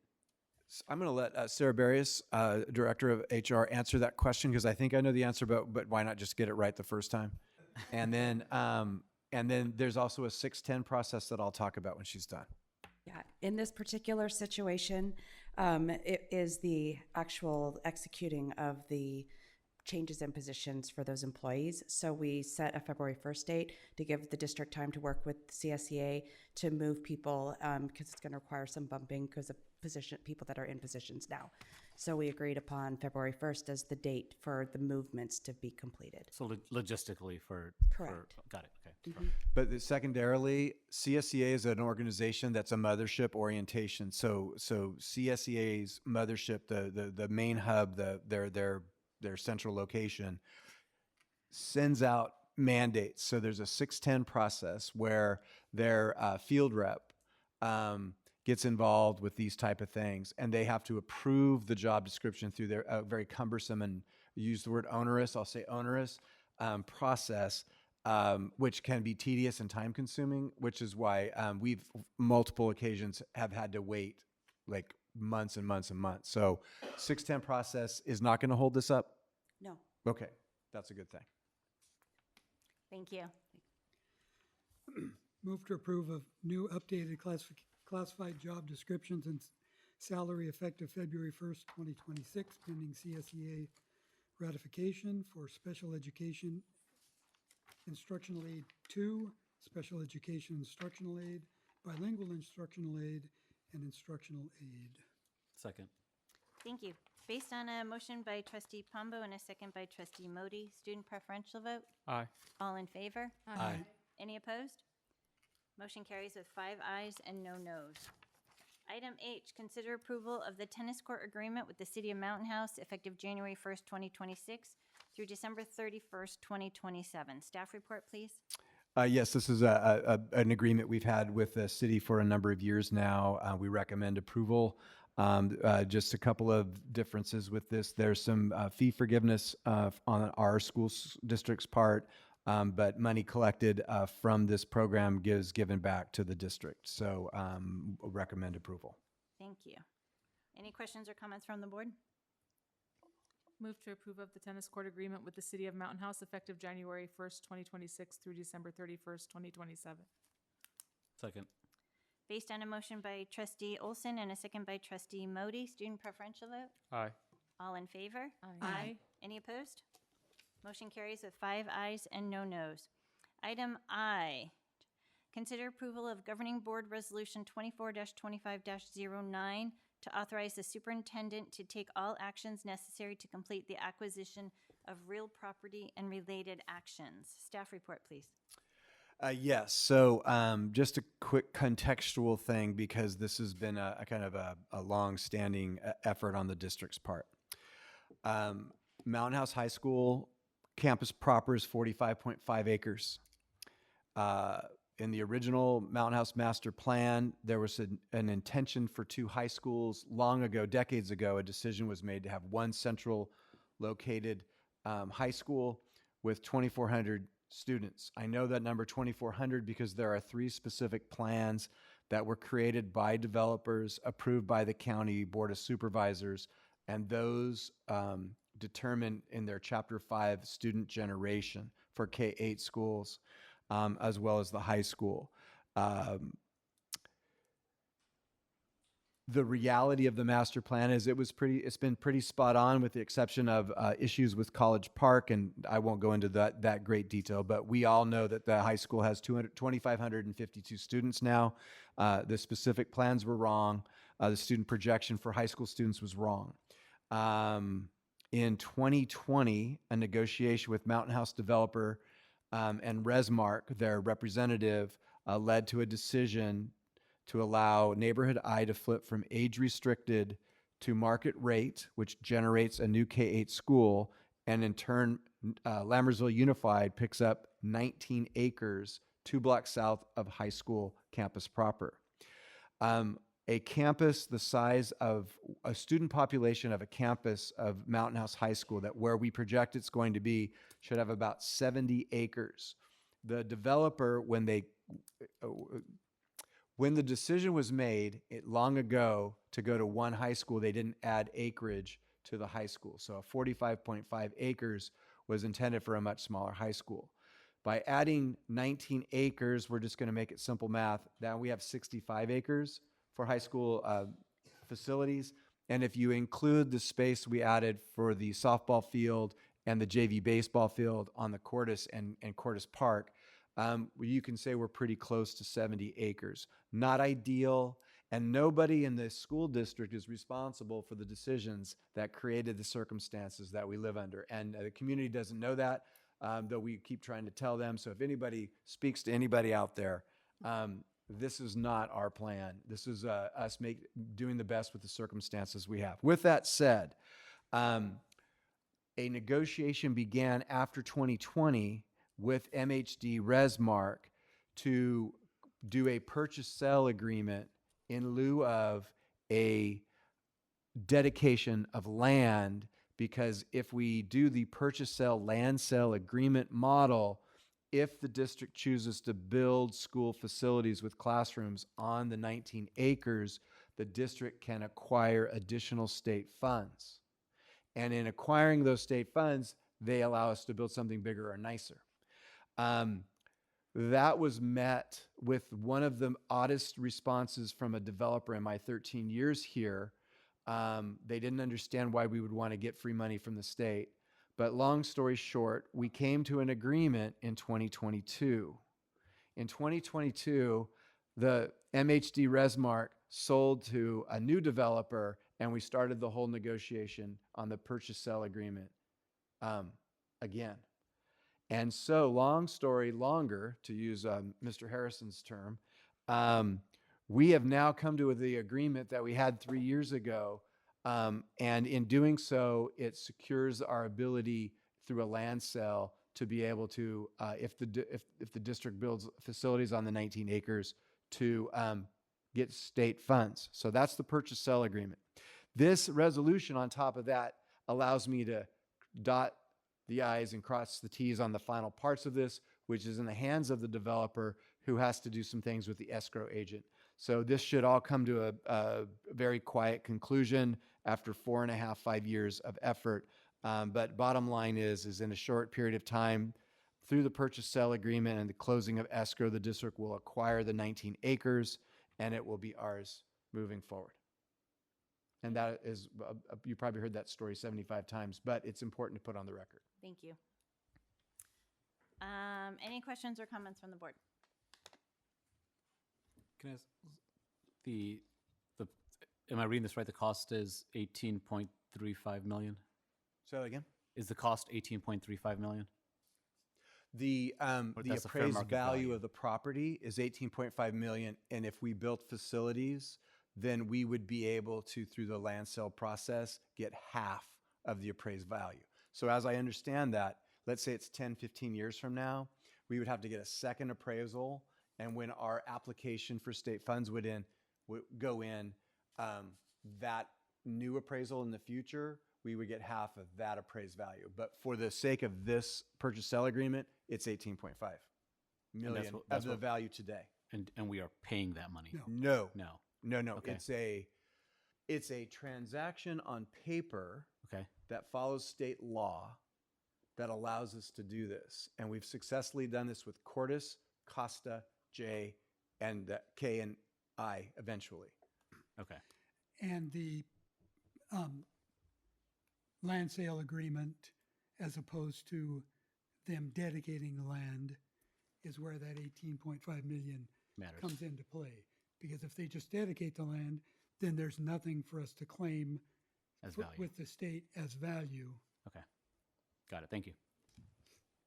Nonetheless, it shouldn't have taken 4.5, 5 years. It should have taken 6 months. Uh-huh. In the year that I've been on the board, I've probably heard it the 50 times that you referenced, 75. So, I know it's probably caused you a lot of heartache over this, at least my 1 year on the board. So thank you very much for the dedication, the tenacity to keep after it. I think you're doing the best, keeping the interest of the district first and foremost, and I think that'll work out for us well. Thank you. And I will take a motion. Move to approve the Governing Board Resolution 24-25-09 to authorize the superintendent to take all actions necessary to complete the acquisition of real property and related actions. Second. Thank you. Based on a motion by trustee Modi and a second by trustee Pombo, student preferential vote. Aye. And this is a roll call vote, please. Lisa Boulay. Aye. Samik Modi. Aye. Benita Daniel. Aye. Stephanie Olson. Aye. David Pombo. Aye. Thank you. Motion carries with 5 ayes and no noes. Item J was removed from our agenda, so we will move to item 11, information and discussion items. Item A, LUSD infographic. Staff report, please. So in 2018, the wisdom of our deputy superintendent came forward and said, my previous district, we had an infographic that gave a macro picture of many facets of our district's data. We put that into play. It's taken many different incarnations. But there's no agency or regulation that says we have to do this, but we think it's a good means of expressing a big picture view of our district's successes and where we stand. Assistant Superintendent Sharp is going to give a presentation, as she does annually, as we roll out the updated infographic. Good evening, President Boulay, trustees, Dr. Nicholas. Thank you for having me. Tonight we are going to review the LCAP data dashboard, also referred to as the infographic. We're going to overview it this evening. So if the public wishes to view this data dashboard, they can do so by navigating to our homepage, clicking on the About LUSD tab, then the Data Dashboard infographic, and then it will take them directly to the data dashboard. Once they're there, there are these black circles, call boxes, where a person can click on that to get information related to the specific metric. If there are too many words for that metric, they can click this additional arrow that'll take them to the comprehensive explanation of what each metric represents. So just a background before we get started. So this is broken out by goal 1, 2, and 3 as is in our LCAP. So before I get into the specifics of Goal 1, I want to talk about one of the new subgroups we have this reporting season. Our LTELs were not previously on the dashboard. This year with LCAP, we were required for the state to provide specific details related to our LTEL population. Those are our long-term English learners. So that will be in every metric we review. There will be information related to the LTELs. So now going into the AP pass rate, there's a lot of additional information in this. So I want to take some time to break this down for you. The 82% in all other areas relates to students. In this metric, the 82 relates to AP tests. So you can have one student at the high school who's taking 3 tests. So therefore, in this measure, 82% of our AP tests were passed with a 3 or higher. Looking over at the little acorn, I don't know why it's an acorn. Maybe Thor could tell me. Okay, thank you. The College Board logo is an acorn. 37% of our students in high school are taking an AP test, are taking an AP course. And then if you go over to the right of that, this column is now representing the number of scores of a 3 or higher by subgroup. So if I explain this to you with the top subgroup, the Black African American, of our Black students enrolled in AP courses, 65% of their tests were a 3 or higher. Now, when we go over to the next column, we changed the way that we gave this enrollment number.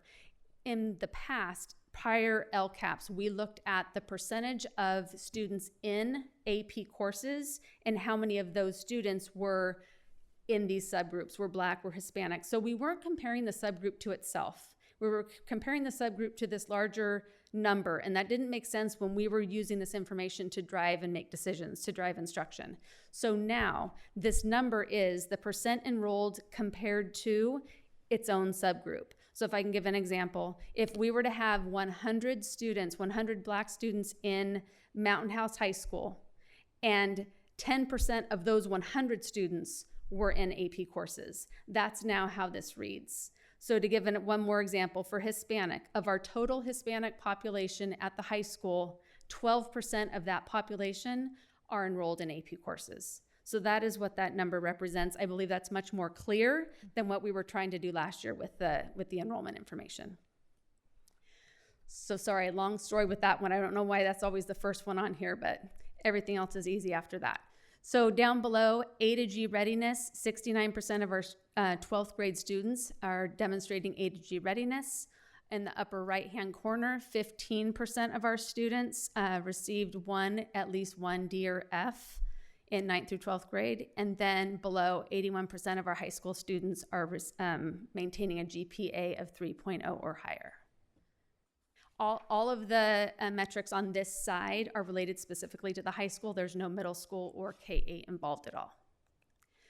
The second section, pupil achievement, this is now going to be on the right side of Goal 1 for your placemat.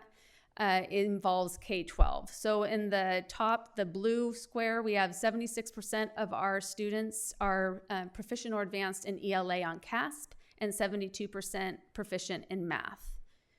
Down in the green box, 66% of our students are proficient or advanced on the CAST test.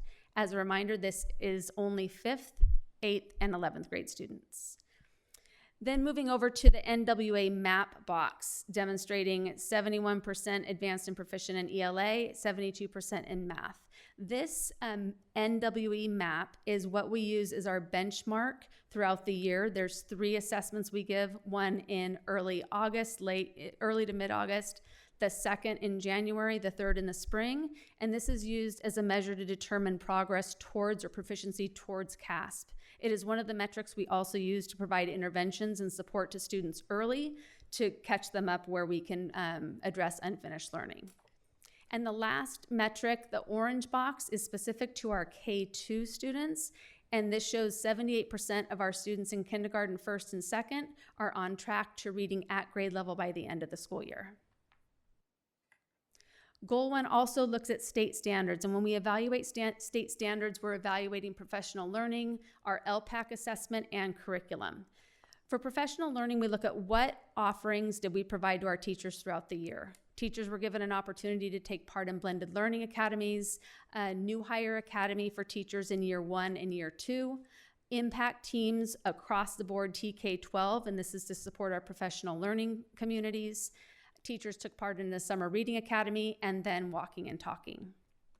The LPAC assessment is for students, English learners, to track English proficiency. 748 students took that LPAC assessment, and 71% of them scored in the top 2 LPAC levels. And then lastly, curriculum. We evaluate our instructional materials to assure alignment to academic standards. This is rated on a 1 through 5 rubric, and 5 being the highest. We scored 5 in all content areas. The bottom of goal 1 shows enrollment by ethnicity by TK-8 and 9th through 12th grades.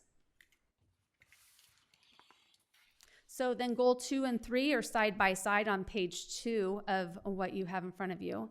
So looking at goal 2, it starts with, this is instruction and curriculum efficacy, and it starts with basic conditions. So this is ensuring that all students have adequate standards-aligned instructional materials, our facilities are in good repair, and then it looks at percent of fully qualified teachers. Now, I brought this to you, I believe, back in September, talked about the TAMO report showing that 74% of our teachers, they were calling qualified. However, we know that 99.9% of our teachers are authorized by the California Commission on Teacher Credentialing to teach in classes. And parental involvement in Lammersville, you can see over on the left-hand side, we have a robust volunteer program that continues to grow. And our families do believe that we are preparing their students, their children academically for success, and that we include them and engage them in the educational process. School climate addresses suspension and expulsion rates. This is a 3-year look. On the left side of those, the metrics you see is the percent of the rate, and then in the parentheses is the actual number of students. And at the bottom of goal 2, 3 page, you'll see enrollment by student group. So the goal 1 had enrollment by ethnicity, and this is now by student group, also broken out by K-8 and 9-12. So goal 3, 21st century outcomes and stakeholder communication, looks at pupil engagement. And when looking at pupil engagement, we look at the metrics of attendance, chronic absenteeism, graduation rate, and dropout rate. So our attendance rate is at 96%, chronic absenteeism 8%, graduation rate 99%, and a 0% dropout rate. The next to each percentage, you're going to see either a dash, a down arrow, or an up arrow, and that's to show if either there was no change or no metric to compare to in the case of LTELs, or an increase for an arrow up, a decrease for an arrow down. And for course access, we have 76% of our students taking part in CTE pathways, 37% of our students taking part in AP enrollment, or an advanced placement. And in early college, we have 46 sophomores, 41 juniors, and 30 seniors participating in early college. Ending out goal 3, we look at standardized assessments beyond CASP. We look at ACT, SAT, and PSAT. In California, there isn't as much weight on the ACT, so not as many of our students take that test. Most of our students are taking the SAT. Some in high school are taking the PSAT, but all 8th graders are offered the PSAT during the school day. And you can see our students are doing well. Any questions? Thank you for the team for putting this together. I love these. There's a lot of things that you can glean from it. I do have a question and a comment. One is the A to G readiness dropped from last year. From looks like it, or at least the one that's on the website has 73, and then we're at 610. Anything that could account for that, or is there anything that we should worry about? In there? When I spoke to the high school about the number, they said it ebbs and flows, goes up and down. There's nothing to be alarming about it. It's just sometimes it goes up and down. Okay, got it. And then just a general comment. I took a snip of, not this one that you shared tonight, but last year's, and threw it into Gemini and just said, hey, what are the 5 key takeaways? So for the community that doesn't want to, do all the nuance of the data, use AI and you can get some takeaways from it relatively quickly and ask questions against it. So I think it's great. Thank you. I would just, go ahead. Go ahead. I still have my original one. I was actually just looking at it the other night. It's in my office at home. I just love it. It was a brilliant idea. It's just, it makes me happy to see it every year. And I think that, I don't think our community needs to put it into AI, because I think our community loves this stuff, like in general. And so I think that this is like a Merry Christmas to them. And so thank you very much. I agree. Thank you to the whole team for it's beautiful. It's easy to read. It's easy to find on the website. As a board member, I have referenced it a number of times, and it's just right there. So thank you to everybody. It's good work. I have a couple of. Oh, go ahead. sorry. Yeah, Go ahead. quickly adding on to that, I also wanted to just add on to the compliments for the graphics. I think for a student, sometimes the data is hard to read, but this was very easy to take in. So I was just thankful for that. And then I had a question about the GPA. So was the GPA, that's unweighted, right? That's not including any weighted courses when, okay. Is there data about weighted courses? Is that like harder to measure? Is unweighted the only like focus for this data? For this data that we display, we do this specific GPA, but anything that we want at this point with what we're creating now and our data matrix, we can pull any metric we want to into it. That's just not something that we were tracking at this time. Okay. So first of all, I look forward to this. So thank you so much. And I do have to say that I used our infographic as part of my assignment which asked for data in my college counseling master's degree. So thank you so much. It made it so helpful. Now, I do have a couple of questions and something that I did observe, which takes me back to the policy committee, where there was an update on LTEL. So it is great to see that LTEL data is mentioned here. My questions are, so the first question is, I understand you explained in the first one where 10% enrolled and 65% scored 3 or higher. Okay. Right, if we can go to that. I'm just trying to understand this better. So you have mentioned AP students. Let's take the first group, Black students, 10%. Out of the 10%, 65% of students scored 3 or higher. Is my understanding correct? So of the Black students enrolled in AP classes, so let's say 50 students are in there, 65% of their tests were a 3 or higher. So 2 different things. So on the left-hand side are the scores, the test scores. So 65% of each of the subgroups, their scores are a 3 or higher. The test scores are a 3 or higher. So remember, I can be a student and I could have 3 AP tests. So that's only test scores. Okay. And then the second column, percent enrolled. So now take test scores away, Don't look at test scores. This is now saying of the Black African American subgroup, let's say we have 100 students at Mountain House High School, 9th through 12th grade.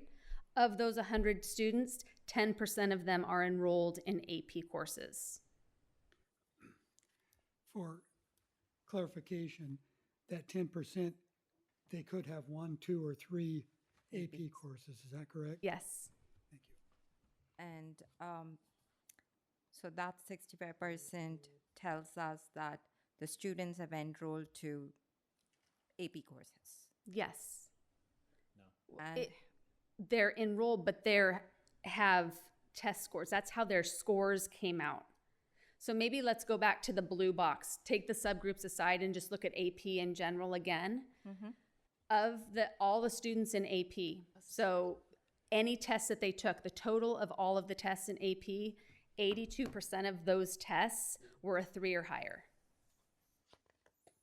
Just looking at tests. okay. So moving that over then to any of those subgroups.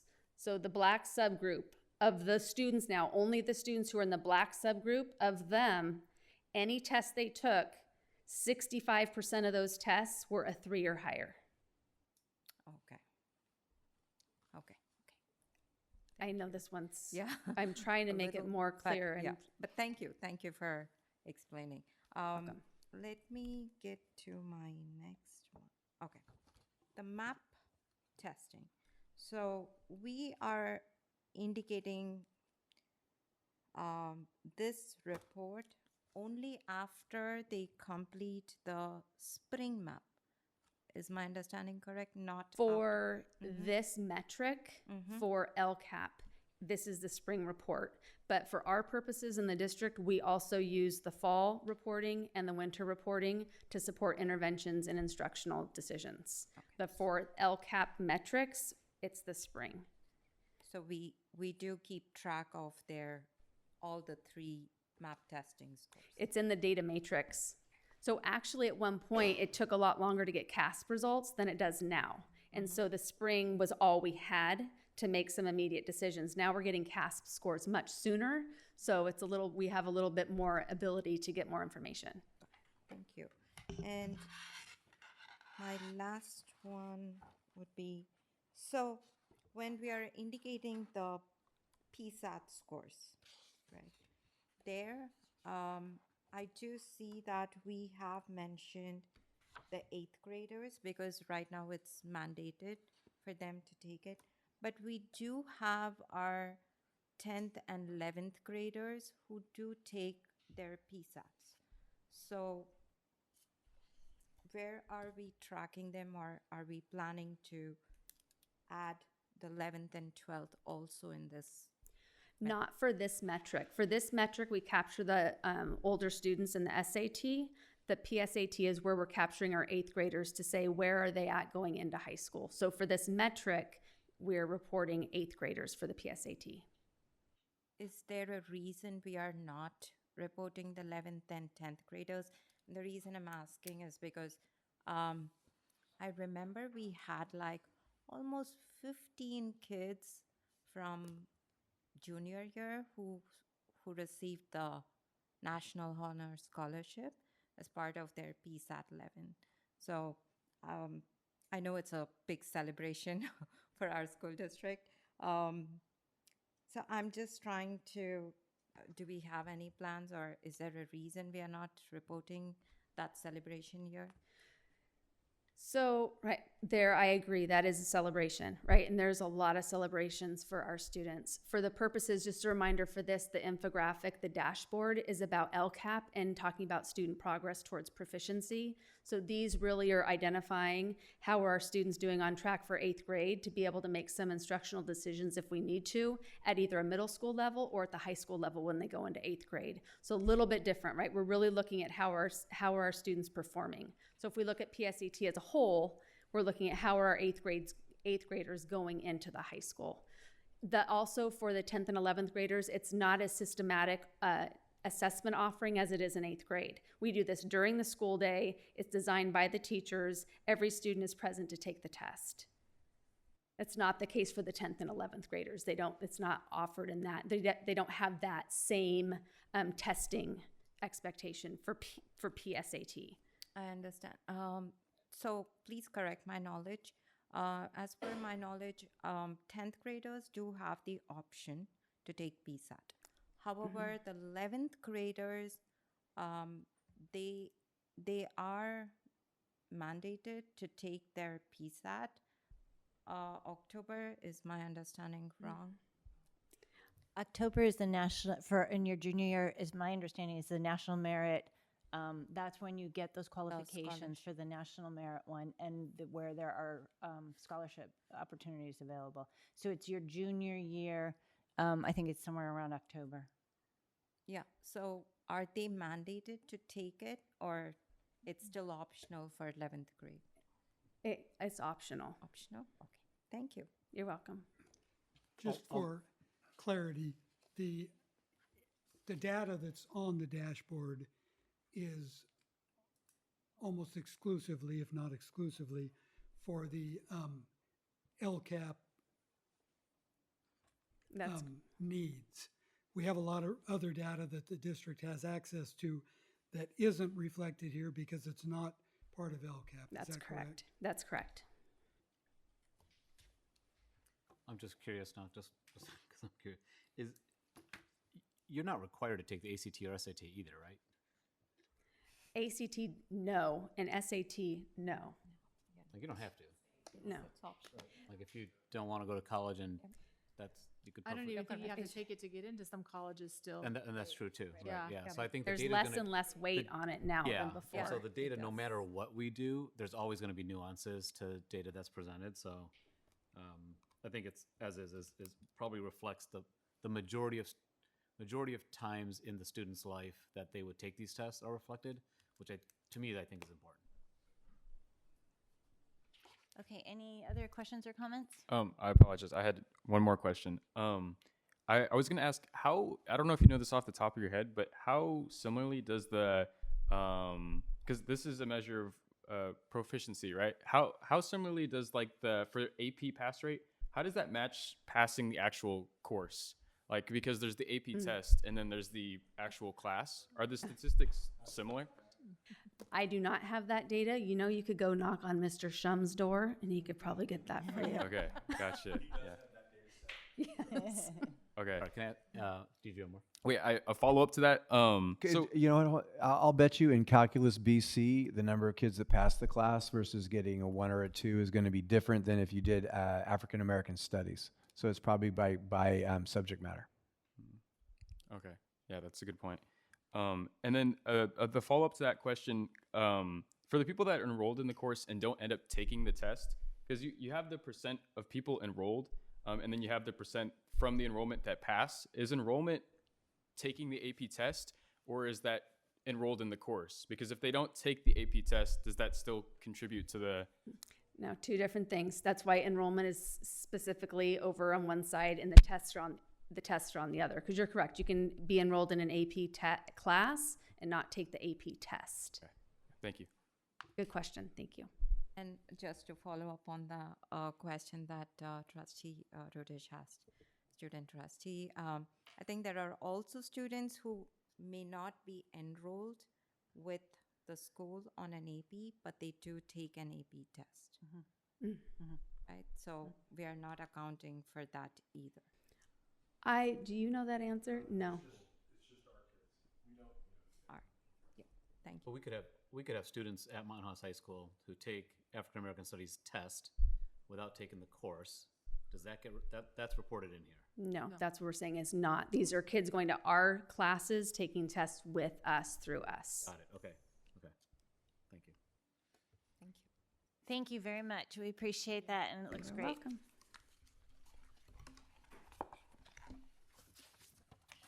Okay, we're on item B, mandated reporter, Senate Bill 848. Staff report, please. Yeah, just suffice to say, congratulations. The state has passed a new law, and you too are a mandated reporter. That's an important role to play in tragic events and such, abuse in particular. But the bottom line is in January, you officially become mandated reporters along with volunteers in other categories. By July, you have there's required training. I'm going to predict that you're going to do a Keenan-style video training where you probably will spend, I don't know, I'll say an hour and 20 minutes and going through sections and answering questions and taking a quiz at the end, and that will give you your training. Mandated reporting is very important when there's a case of abuse, but the state has passed a new law. I knew Keenan was going to be involved with it. All right, any questions? Okay, thank you. Moving on to item 12, calendar. Friday, December 19th through January 2nd, 2026 is winter break. District schools are closed. Item B, Thursday, January 15th, 2026 is the Education Committee meeting at 6:30 in the Professional Development Center. Item C, Tuesday, January 20th, 2026 is the District English Language Advisory Committee meeting at 6:30 here in the boardroom. Item D, Wednesday, January 21st, 2026 is the District Advisory Committee meeting at 6:15 here in the boardroom. Item E, Wednesday, January 21st is the next regular governing board meeting at 7 p.m. here in the district office boardroom. And item F, Wednesday, January 28th is the Safety Committee meeting at 3:45 at the Professional Development Center. Moving on to item 13 is the annual reorganization of governing board officers. Before I move on to item 1, I just want to thank the entire board for your support over this past year as my first year as the board president. I'm especially grateful to my mentors, trustees who have done this role in the past, Trustee Pombo, Trustee Olson, for your guidance and your support. Especially thankful to Dr. Nicholas for your mentorship, your guidance, your patience. And also to our executive assistant, Noelle, who really keeps not just the board president, but the entire board logistically organized and efficient. So thank you all for all of that support. And in line, yes. Okay, so moving on to item 1, call for nominations of the board president. I will first take nominations for the board president, and then we will vote in the order that the nominations are received. At this time, are there any nominations for board president? I'd like to nominate David Pombo. Okay, we have a nomination for David Pombo for board president. Do we have any other nominations? Okay, so we will vote for David Pombo for board president. All in favor? Aye. Aye. Any opposed? Motion carries with 5 ayes and no noes. Congratulations to Trustee David Pombo as our next Thank you. governing board president. Item 2, call for nominations for the board clerk. We will do this the same way we did for board president. I will take nominations for the clerk, and then we will vote in order of the nominations received. And at this time, I would like to nominate Stephanie Olson for board clerk. Do we have any other nominations for board clerk? I'll nominate Vanita Daniel for board clerk. Thank you. Any other nominations for board clerk? Okay, so we will first vote on Trustee Olson for board clerk. All in favor? Aye. Aye. Any opposed? Nay. Okay, motion, let's see. There are 3 ayes, 1 nay, and 1 abstention. So the motion will carry because we have a majority vote for Trustee Olson for board clerk. Congratulations, Trustee Olson. Item 3, nomination for representative to County Committee of District Representation. We can either have nominations, or if someone is interested in volunteering for this position, I will open it up. I believe that Trustee Pombo is the president of this organization, and to remain president, he would have to continue to be our representative. And so with that understanding, if I'm correct, I would like to nominate him to continue. Okay, do we have any other nominations? What is it? What is this? I'm just curious. So I'll let trustee Pombo describe It this one. is the County School Boards Association board. And all of us can go to any of the meetings that are held. In fact, the dinner that we went to in October was One of those. considered a Okay. meeting of that group. And it's just the County School Boards Association. Got it. Okay, thanks. So we have a nomination for trustee Pombo. All in favor of trustee Pombo for the representative to the county committee? Aye. Aye. Any opposed? Motion carries with 5 ayes and no nos. Item 4, consider approval of appointing Dr. Kirk Nicholas as secretary to the board. I will take a motion. So moved. Okay, all in favor? Aye. Any opposed? Motion carries with 5 ayes and no nos. In a moment, we will adjourn to closed session where we will discuss the following: public employee discipline dismissal release complaint, Government Code Section 54957. Item B, student discipline and other confidential matters, Education Codes 48900, 4960, and 20 USC Section 1232G. Pupil personnel, Education Code 48918 for 2 student expulsions. Item C, conference with legal counsel, anticipated litigation, significant exposure to litigation pursuant to Government Code Section 54956.9, 1 case. And item D, conference with real property negotiators, Government Code Section 54956.8. Move to adjourn. Second. Based on a motion by trustee Pombo and a second by trustee Olson, student preferential vote? Aye. All in favor? Aye. Any opposed? Motion carries with 5 ayes and no nos. We are now adjourned to closed session at 9:21 p.m.